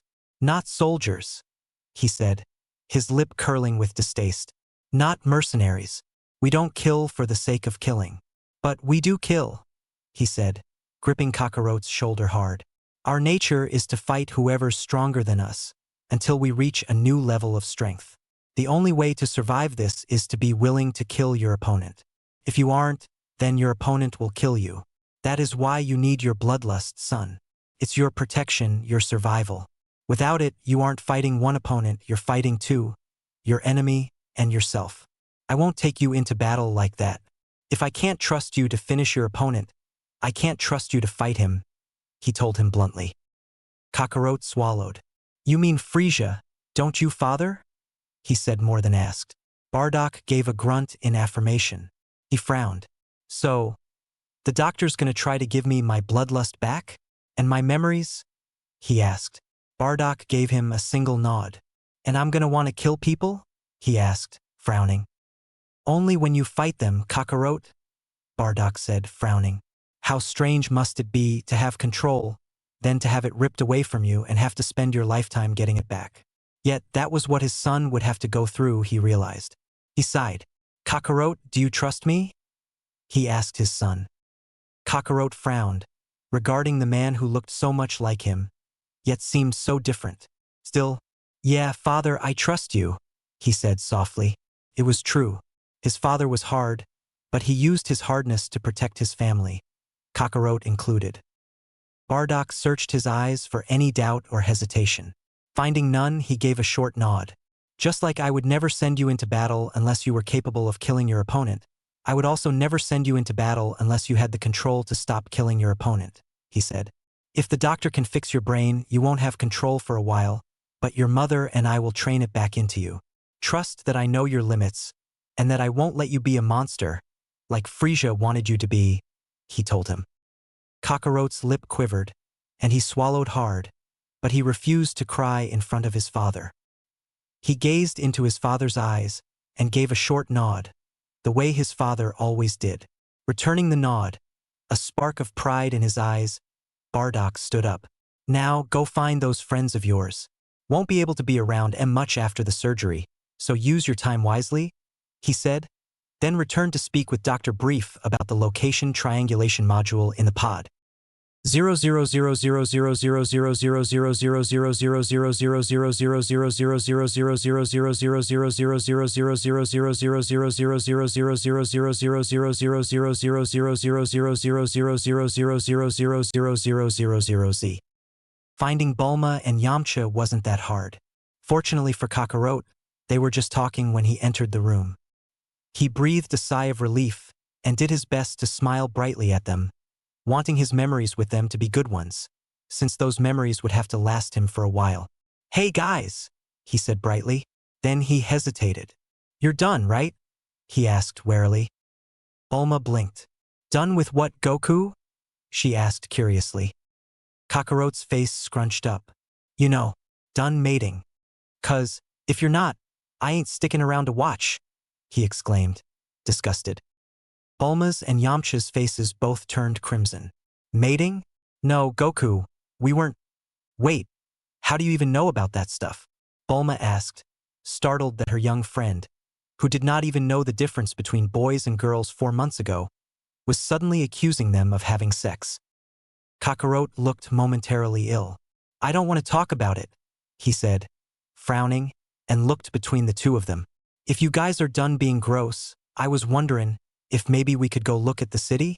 I don't have a lot of time before my—" "What's that word again?" he asked, trying to recall what his father had called it. "Surgery? It's where the doctor fixes my brain," he said, shrugging. Bulma frowned. "Surgery? Goku, you're having brain surgery?" she asked, exchanging a concerned glance with Yamcha. "Oh Goku, why? Wait, is this because you hit your head? Goku, are you alright?" she asked, wondering if something new had happened. She now felt very guilty for making out with Yamcha instead of paying attention to her friend. Kakarote kicked at the ground a little. "Father says I'm brain-addled.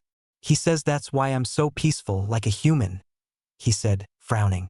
"I don't mind being peaceful, I want to make Grandpa Gohan proud of me, but I also want to fight. Father says I can't fight if I don't get my brain fixed, 'cause I'll get myself killed," he said morosely. This caused Bulma and Yamcha to share another look, and Bulma sighed, closing the door behind them so they could talk more privately. "Goku, Yamcha and I were talking, and we're concerned about you. Maybe it's not such a good idea for you to stay with your family," she said, biting her lip. This made Kakarote's stomach clench. "What do you mean?" he asked, confused. "Aren't you guys happy I got my family back?" They shared another look, and Yamcha spoke. "Goku, when I was your age, my parents were, well, they weren't good people. My father never worked a day in his life, and would yell and hit my mom all the time. My mom, well, she started to drink a lot and did a lot of other things to keep her mind off her home life, which included me. I had to come to realize that my parents weren't perfect, and that if I stayed with them, I was going to end up just like them. So, I ran away," he admitted. Goku frowned at that, trying to imagine what life would have been like if the people taking care of him didn't care about him and only tried to hurt each other. "Yamcha, I'm sorry your parents didn't do a good job," he said, truly meaning his words. "But my parents aren't like that. We only hit each other when we're sparring, and it's only so we can get stronger. And my mama is always looking out for me, making sure I eat right, scrubbing my hair, teaching me how to fly and to use my energy. Father never hits mother, not outside of sparring, and he doesn't yell. He does his best to protect us and to prepare us to face Frieza. I have good parents," he insisted. Bulma frowned. "Goku, at your age, you're very impressionable. We just think dash." "No," Kakarote said, finality in his voice, as he scowled at his friends. "I trust my father. You should too. He protected you that one night, didn't he? The night they were wished back? He could have let me turn Oozuru and crush all of you, but he made me close my eyes and get in that hole. He protected you, and he didn't even know you. Why would you think he wouldn't protect me?" he asked, feeling his own faith in his father strengthen as he spoke. "I'm a scion, and we don't run away from our problems. We face them head on. I'm gonna get this Surge Surger. I'm gonna get my head fixed up, and then I'm gonna be gone for a while, 'cause my father's gonna protect you from me again. And then, after that, when I'm able to control myself around other people, I'm gonna come back, and I hope we can still be friends," he said, crossing his arms, scowling. Bulma's eyes filled with tears. "Oh Goku, we're still friends. No matter what you decide, no matter what you do, I have faith that you'll always try to do the right thing. And I'll always be your friend, as long as you need one," she said, smiling. Yamcha nodded in agreement. Kakarote smiled, and Bulma walked over and hugged him, while Yamcha patted him on the head. It was good to have friends. Bardock watched the cub leave out of the corner of his eye and shook his head. That cub had a stubborn streak. For a runt. When Raditz had been that age, he'd been timid and practically worshipped Bardock, and it was all Bardock could do to beat some kind of backbone into the cub. It didn't make their relationship any easier, but Raditz had made a man of himself, for better or worse, and that's what Bardock had wanted. He had been pissed to find out what had become of Prince Vegeta, and Raditz translated some of that anger into anger over what Raditz had done with his life. Truthfully, however, Bardock thought Raditz had done the best he could with what he had. In his shoes, Bardock wouldn't have lasted an Earth month serving so closely to the spoiled prince. The fact that Raditz had spoke of his indomitable spirit, even constant humiliation couldn't break his son Raditz. That was something Bardock could be proud of, power levels aside. With Kakarot, he had the opposite problem. He was constantly testing Bardock's rules, constantly questioning, measuring Bardock's decisions against his own moral compass. He had become his own man too early in life, and had been taught some kind of warped sense of morality from the human who had found him, Gohan. Instinctively, Bardock resented the human who had claimed his son, even though logic told Bardock that Gohan had every right to try, with Bardock being dead and all. If he were more like Jain, he'd probably even feel gratitude at the human for protecting his son. But he wasn't like Jain. He hated the human, and half wished he had still been alive, so that he could personally bash the old man's brains all over the rock outside their house. Of course, Kakarot's stubborn streak, his questioning of authority, Bardock knew it all came from him. That was why they clashed so often. But knowing where it came from and dealing with it were two different things. The truth was, at Kakarot's age, he should be encouraging the boy to think for himself. Only problem was they'd skipped all the other lessons, being dead, like how to trust Bardock's word instinctively, how to follow orders, how to kill only your intended opponent in battle. They should have been doing some kind of training of his Oozuru form. He wanted to teach both of his cubs how to become aware in the Oozuru form, how to create a false moon, how to work with the beast within. But hell, it was hard enough lately containing Raditz's bloodthirst. He hadn't had to hold it back at all serving under Frieza, making the cubs' control a bit lax. And Kakarot, shit, if he could even convince Kakarot to look at a moon, the cub would want to know exactly how Bardock planned to protect wandering innocents from showing up and getting trampled. He put so much value on the life of every weakling on this planet. Bardock felt like he was walking through a world of eggshells, trying not to break one, lest his cub have a meltdown. Bardock didn't have anything against the people on this planet, personally. And right now, he needed at least some of the natives so they could get off the planet. But Raditz wasn't the only one feeling the need to rip someone's head off, lately. Anyone's. Jain, ever the cool voice of reason, stayed his hand. Scion females protected the well-being of their families with the same sort of viciousness and power the males used to obliterate their enemies. She considered this entire planet to be a potential breeding ground, and it was important to Kakarot, so that made it important to her. And because it was important to her, it was to be protected.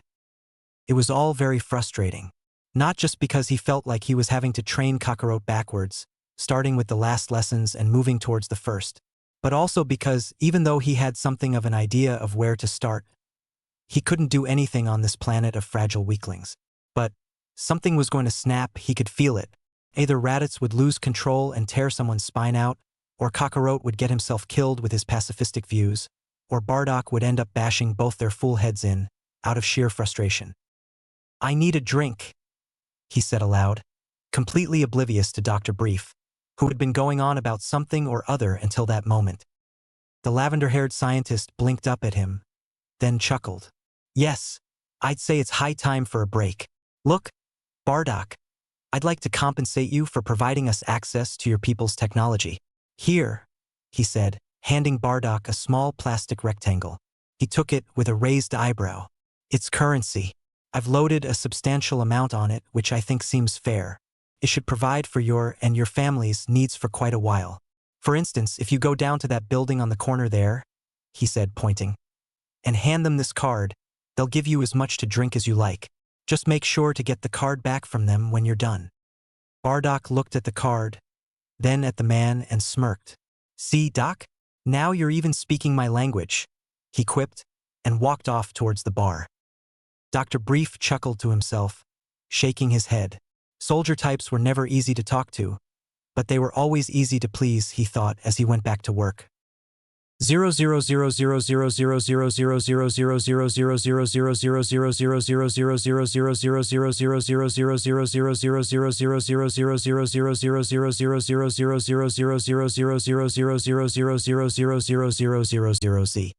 00000000000000000000000000000000000000000000000000000000000000000000000000000000000000000000000000000000000000000000000000000000000000000000000000000000000000000000000000000000000000000000000000000000000000000000000000000000000000000000000000000000000000000000000000000000000000000000000000000000000000000000000000000000000000000000000000000000000000000000000000000000000000000He was starting to feel the effects, but it wasn't nearly as much as he was making his own moonshine. He was starting to feel the effects, but it wasn't nearly as much as he was used to, and he'd already run this bar out of a few different types of liquor. He knew how to make it, but the resources he was used to weren't here. He was contemplating asking the barkeep what this particular liquor was fermented from, when Raditz walked into the bar. Walking right past the man who was asking for his ID, he came to sit beside Bardock, laying his head down on the bar, his arms covering his head, which was a funny sight, since his boy, who was getting taller than him, was already so broad-shouldered and wearing armor and had that impossible hair sticking out everywhere behind him. Bardock glanced at him, amused, as he took another swig of the bottle. "Long day?" he asked, smirking. Raditz groaned. "Human females are psychotic," he grumbled, eliciting a laugh from his father. He lifted his head slightly, sliding his eyes towards the man. He must have been here for a while, he thought. "Don't let your mother hear you talk like that. She'll think you've already been chosen by some female before she had a chance to approve her," he warned his oldest son. When Raditz groaned again, he looked at his son skeptically. "Don't tell me you've been chosen already?" Raditz glared at the man. "By a human? How the fuck should I know?" he asked, sighing frustratedly. "They don't growl, they don't say anything that they mean, and did you know they actually change every time they sneeze? I mean physically change. Different hair, different eyes, different personality. 1 second, she's ruthless and cunning, ready to kill you at a moment's notice. The next, she's timid and meek, and has no idea who the fuck I even am, even after we spent the last few hours together. So, I try to take her somewhere safe. Then, she sneezes again and wants to know where her fucking money is. So we get her money, and she sneezes again and freaks out the guy behind the counter at the money laundering place so badly, he starts shooting at us, and I accidentally get the guy's blood all over her, so now she's screaming and I try to calm her down and she sneezes again and then she's mad I didn't let her take a crack at the asshole. Then, she kisses me, grabs me by the tail and puts a gun to my head, only to sneeze again and run away. To tell you the truth, I don't know what the fuck happened today, and I was there," he lamented. Bardock gazed at his son, then glanced down at the bottle. Maybe he'd been too quick to judge earth liquor. This stuff must be stronger than he thought. Trying to get a handle on the conversation, he said, "So, problem is, she's ill?" he asked. "These humans were pretty weak." Raditz blinked. "That part of town was all smog. It even made me sneeze," he said, and glared. "I mean, she's crazy as fuck. Are all females like that or just the human ones?" he asked. "Crazy as fuck?" Bardock asked, raising an eyebrow. "All of 'em," he confirmed, taking another pull from the bottle. "Never heard of 'em changing 'cause they sneezed, though. Gets worse when they're pregnant, let me tell ya," he said, shaking his head. Raditz glanced at the bottle in his father's hand, and Bardock slid it over to him. Raditz took a drink, then grimaced. "This shit's weak," he said, frowning. Bardock nodded. "Thinkin' about making my own," he said. He slid a look at Raditz. "Send her towards your mother. She'll sort her out. Either she'll leave and never want to see you again, or she'll be your problem for the rest of your life," he said. Raditz scowled, about to take another swig, but his father took the bottle first. "What if I don't like her?" he protested. Bardock snickered at that. "You just spent the day with her. Don't tell me she's stronger than you, cub, or we'll have to step up our training," he threatened. Raditz rolled his eyes. "Fine, I like her scent. But there's no way Mother will approve of her," he said, grabbing the bottle from his father to take a swig. "I hope," he added sardonically. Bardock made a sound in his throat, then frowned. "Where is she now?" he asked, suddenly worried. "Right here," a female voice said from behind them, and Bardock turned to see a blonde woman with bright green eyes scowling at them. She glared at Raditz. So, you leave me high and dry, huh? She asked, arms crossed. Raditz turned to her, growling. You ran away. What the hell do you want me to do? Tie you up every time your hair turns blue. How did you find me, anyway? He asked, confused. Launch smirked. I got skills. Give me that, she said, taking the bottle from him before he could protest, and taking a swig of it. She looked Bardock up and down. You two related or something? She asked. Bardock stood and cast Raditz a glance before leaving. Was it something I said? Launch asked, sliding into the barstool that Bardock just vacated. Raditz grunted. Father's met his quota for annoying humans today, he said. So have I, he added, rubbing his forehead. Launch glared at him. You like me. You know you do, she accused, taking another swig of alcohol. She smiled as its warmth seeped through her and placed the bottle back on the bar. And, for the record, I like how you smell too, she said with a smirk. How long were you listening? He asked, his cheeks turning red. Long enough to know you like me, she said, looking him over. So what the hell are you, anyway? There's no way you're human, the way you pulled that guy's head clean off, she said. Raditz glared at her.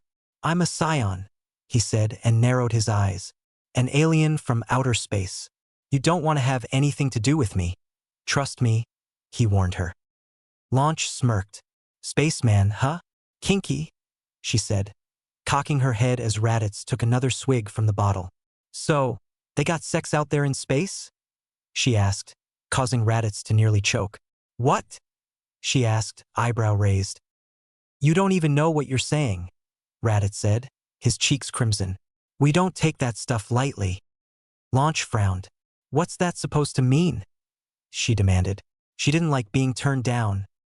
It means, Raditz said, his face suddenly inches away from hers, his eyes intense, causing her to swallow hard. We mate for life, so be careful what you wish for, because, if you choose me, and then change your mind, I will personally murder any other male who ever dares touch you. And just as suddenly he was gone. Launch's breath shuddered. Man knows how to sweet-talk a lady, she breathed, and reached for the bottle. When Bulma's parents had invited Yamcha to stay with them while he prepared for the World Martial Arts Tournament, he was excited. He would have quality time with his new girlfriend, get to see the sights in West City, and, as it turned out, get to spend time with his friend Goku. Of course, things didn't turn out the way he had hoped. He and Bulma started fighting after they had taken Goku sightseeing. She insisted he had been looking at other women, and maybe he had been, but it wasn't something that could be helped. He had spent his whole life afraid of pretty girls, and when he and Bulma started dating, all of that fear went away and woke something up inside him. He felt free, and he couldn't help but want to exercise that freedom. But that didn't mean he would ever leave Bulma for any of them. She just didn't understand. So, she avoided him. Capsule Corp was so big, it wasn't hard to avoid him. And even when he sought her out sometimes, he couldn't find her. So, he spent most of his time around Goku. It was fine, but that also meant spending time around Goku's family, which was weird. His brother Raditz seemed close to Yamcha in age, and he had thought they would get along, but no such luck. His first attempts to talk with Raditz resulted in the scion growling at him, then walking away.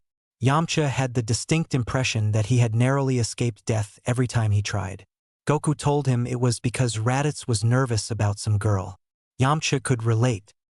Bardock mostly ignored him as though he wasn't there. Goku's mother, Jine, had been the friendly one, but she was gone, and Yamcha wasn't sure why. When he asked Goku about it, the boy didn't really know either. He just said his father had told him not to worry about it, that she was off doing mother stuff. Goku suspected it had something to do with Raditz, but didn't say anything more than that. The only time he ever saw Bardock interact with Goku was when they were sparring. It had started when Yamcha asked Goku to spar with him, since he was getting ready for the tournament. Goku had happily agreed, and when the two went at it, Yamcha was quickly pushed to his limits.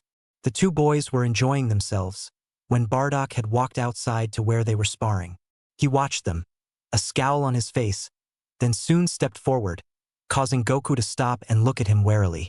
Goku then warned Yamcha to step back, and suddenly, Bardock began to attack Goku. The way they moved, Yamcha was quickly made aware that Goku had been holding back with him. By a lot.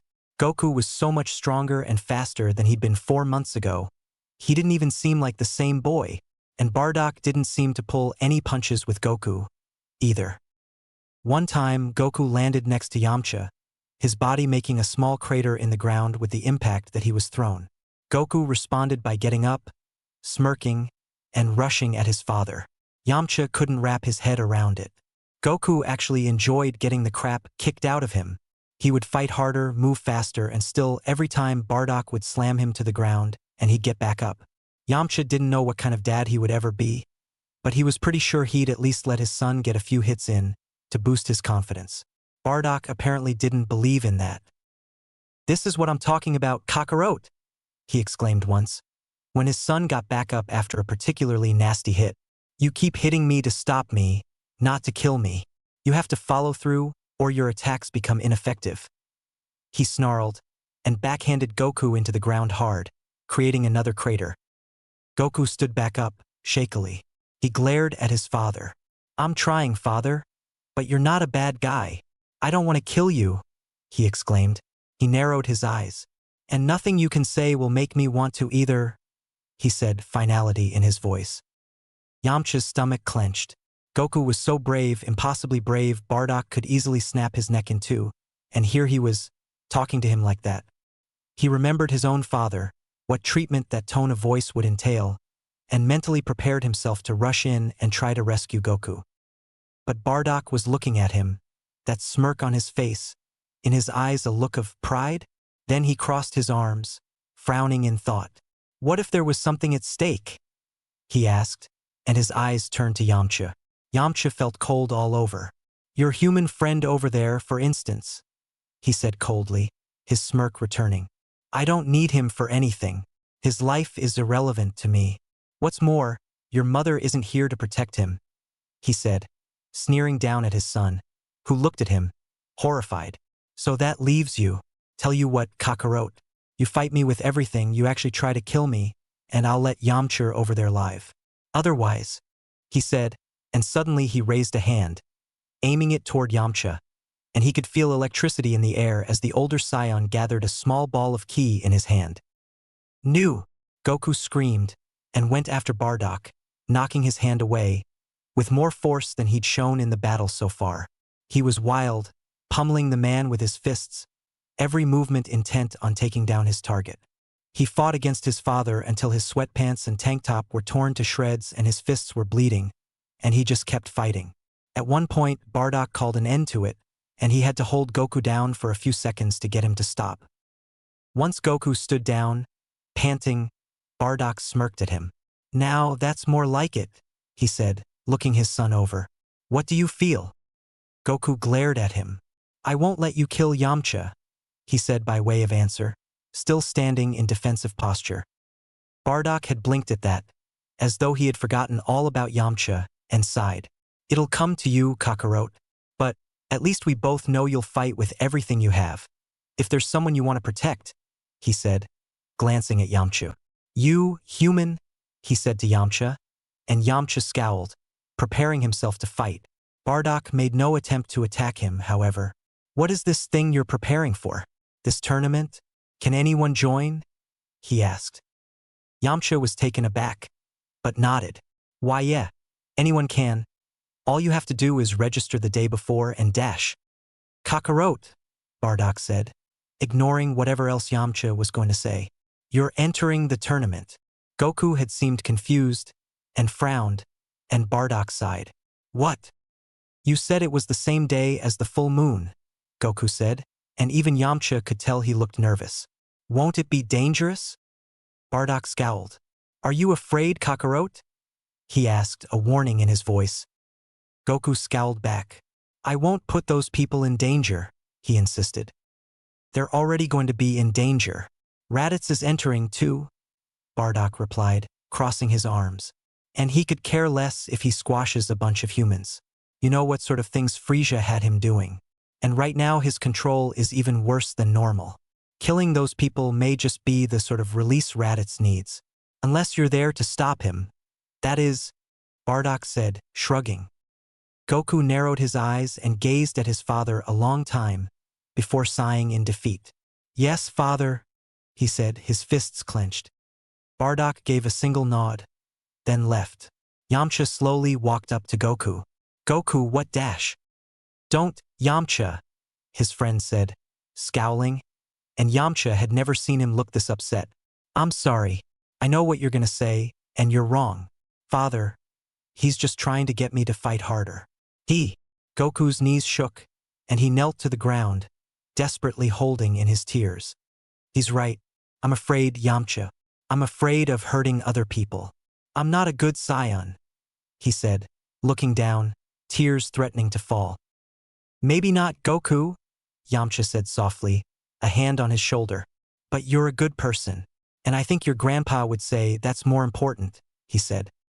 Goku looked up at Yamcha and grinned, wiping away his tears.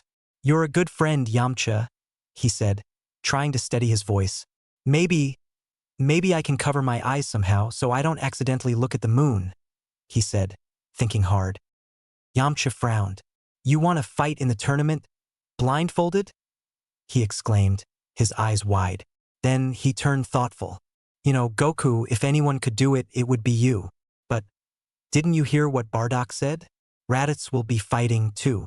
How are you going to convince him to fight blindfolded? He asked. Goku grinned. 'Cause it'll be more fun, he said. It'll be a challenge, he explained. Yamcha laughed at that. Yeah, I guess it would. If you want, tomorrow we can practice with you fighting blindfolded, he said. But Goku was tearing a strip from his already ruined tank top. Tying it around his eyes, he said, Let's go right now. Frowning, Yamcha stood back as Goku got into a fighting stance. But, Goku, don't you want to dash?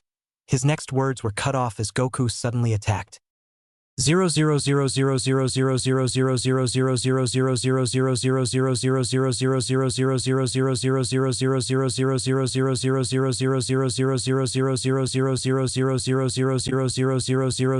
00000000000000000000000000000000000000000000000000000000000000000000000000000000000000000000000000000000000000000000000000000000000000000000000000000000000000000000000000000000000000000000000000000000000000000000000000000000000000000000000000000000000000000000000000000000000000000000000000000000000000000000000000000000000000000000000000000000000000000000000000000000000000000000000000000000000000000000000000000000000000000000000000000000000000000000000000000000000000000000000000000000000000000000000000000000000000000000000000000000000000000000000000000 Giant was sitting on a rock, watching the blue-haired girl as she laid on the ground, groaning. Oh, get up, you're not hurt, she said, rolling her eyes as she waited. Launch sat up slowly, holding her head. Why are you doing this? She whined. Giant growled, starting to feel how her mate seemed to feel every day. Annoyed. You know why. And don't whine like that, it's pathetic. You give women everywhere a bad name, she said, her tail twitching. Launch pouted. But I don't even know your son. Why do you think I want to marry him? She asked. Jine looked at her fingernails, where the paint had long since worn off. Your other half does. Or at least she thinks she does. But I know something she doesn't. Something you don't, she said with a smirk. What's that? Launch asked, nervously. Jine narrowed her eyes. I know that you two are the same person, she said, and Launch felt a shiver at the way the tailed woman looked at her. Deep down inside, you both know the same things, and you both feel the same things. You're separated on the surface only. She emerges to protect you, you emerge to smooth everything over when she's done. But you are both interested in the same thing. Survival, she said and smirked. You're going to need that instinct if you hope to get past me, she said darkly. Tears ran down Launch's face. Please, I don't want to marry your son. I don't even know him. You can't punish me for something my other half did, she pleaded. Jine raised an eyebrow at that, standing up. I'm not punishing you, Launch. I'm testing you. And you're failing, she said, shaking her head. It's not important whether or not you know my son, or want him, or could care less about him, she said. What's important is what kind of person you are.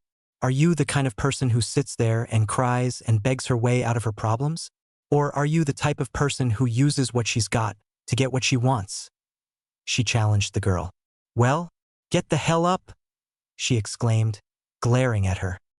This caused the blue-haired girl to scowl and stand up, dusting herself off. Fine, she said and crossed her arms. Go ahead, test me. But then, I'm free to go my own way. I'm not going to spend my life with some Neanderthal who I barely know.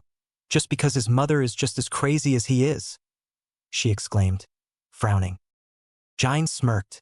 "That's more like it," she said, and wrapped her tail around her waist. "I'll make you the same deal as I made your other half. If you can actually land a hit, I'll take you wherever you want to go, whether it's back to West City where Raditz is, or on the other side of the planet from him," she said, cracking her knuckles. Launch frowned. "But I don't know how to fight," she said. Jine's shoulders fell. What was wrong with human parents? "Everyone knows how to fight, child. Look, I'll prove it," she said, and flicked the girl lightly in the forehead. She made certain to do it very lightly, not wishing to put a hole in her skull. Still, it caused Launch to cry out, bringing both hands to her forehead. "Oh, www. Why would you do that?" she yelled, tears springing to her eyes. Jine rolled her eyes. "Why does it matter? The real question is, what are you going to do about it?" she goaded her, eyebrow raised. Launch frowned. "Well, I think I should put some ice on it," she said thoughtfully. Jine sighed. This was going to take a long time,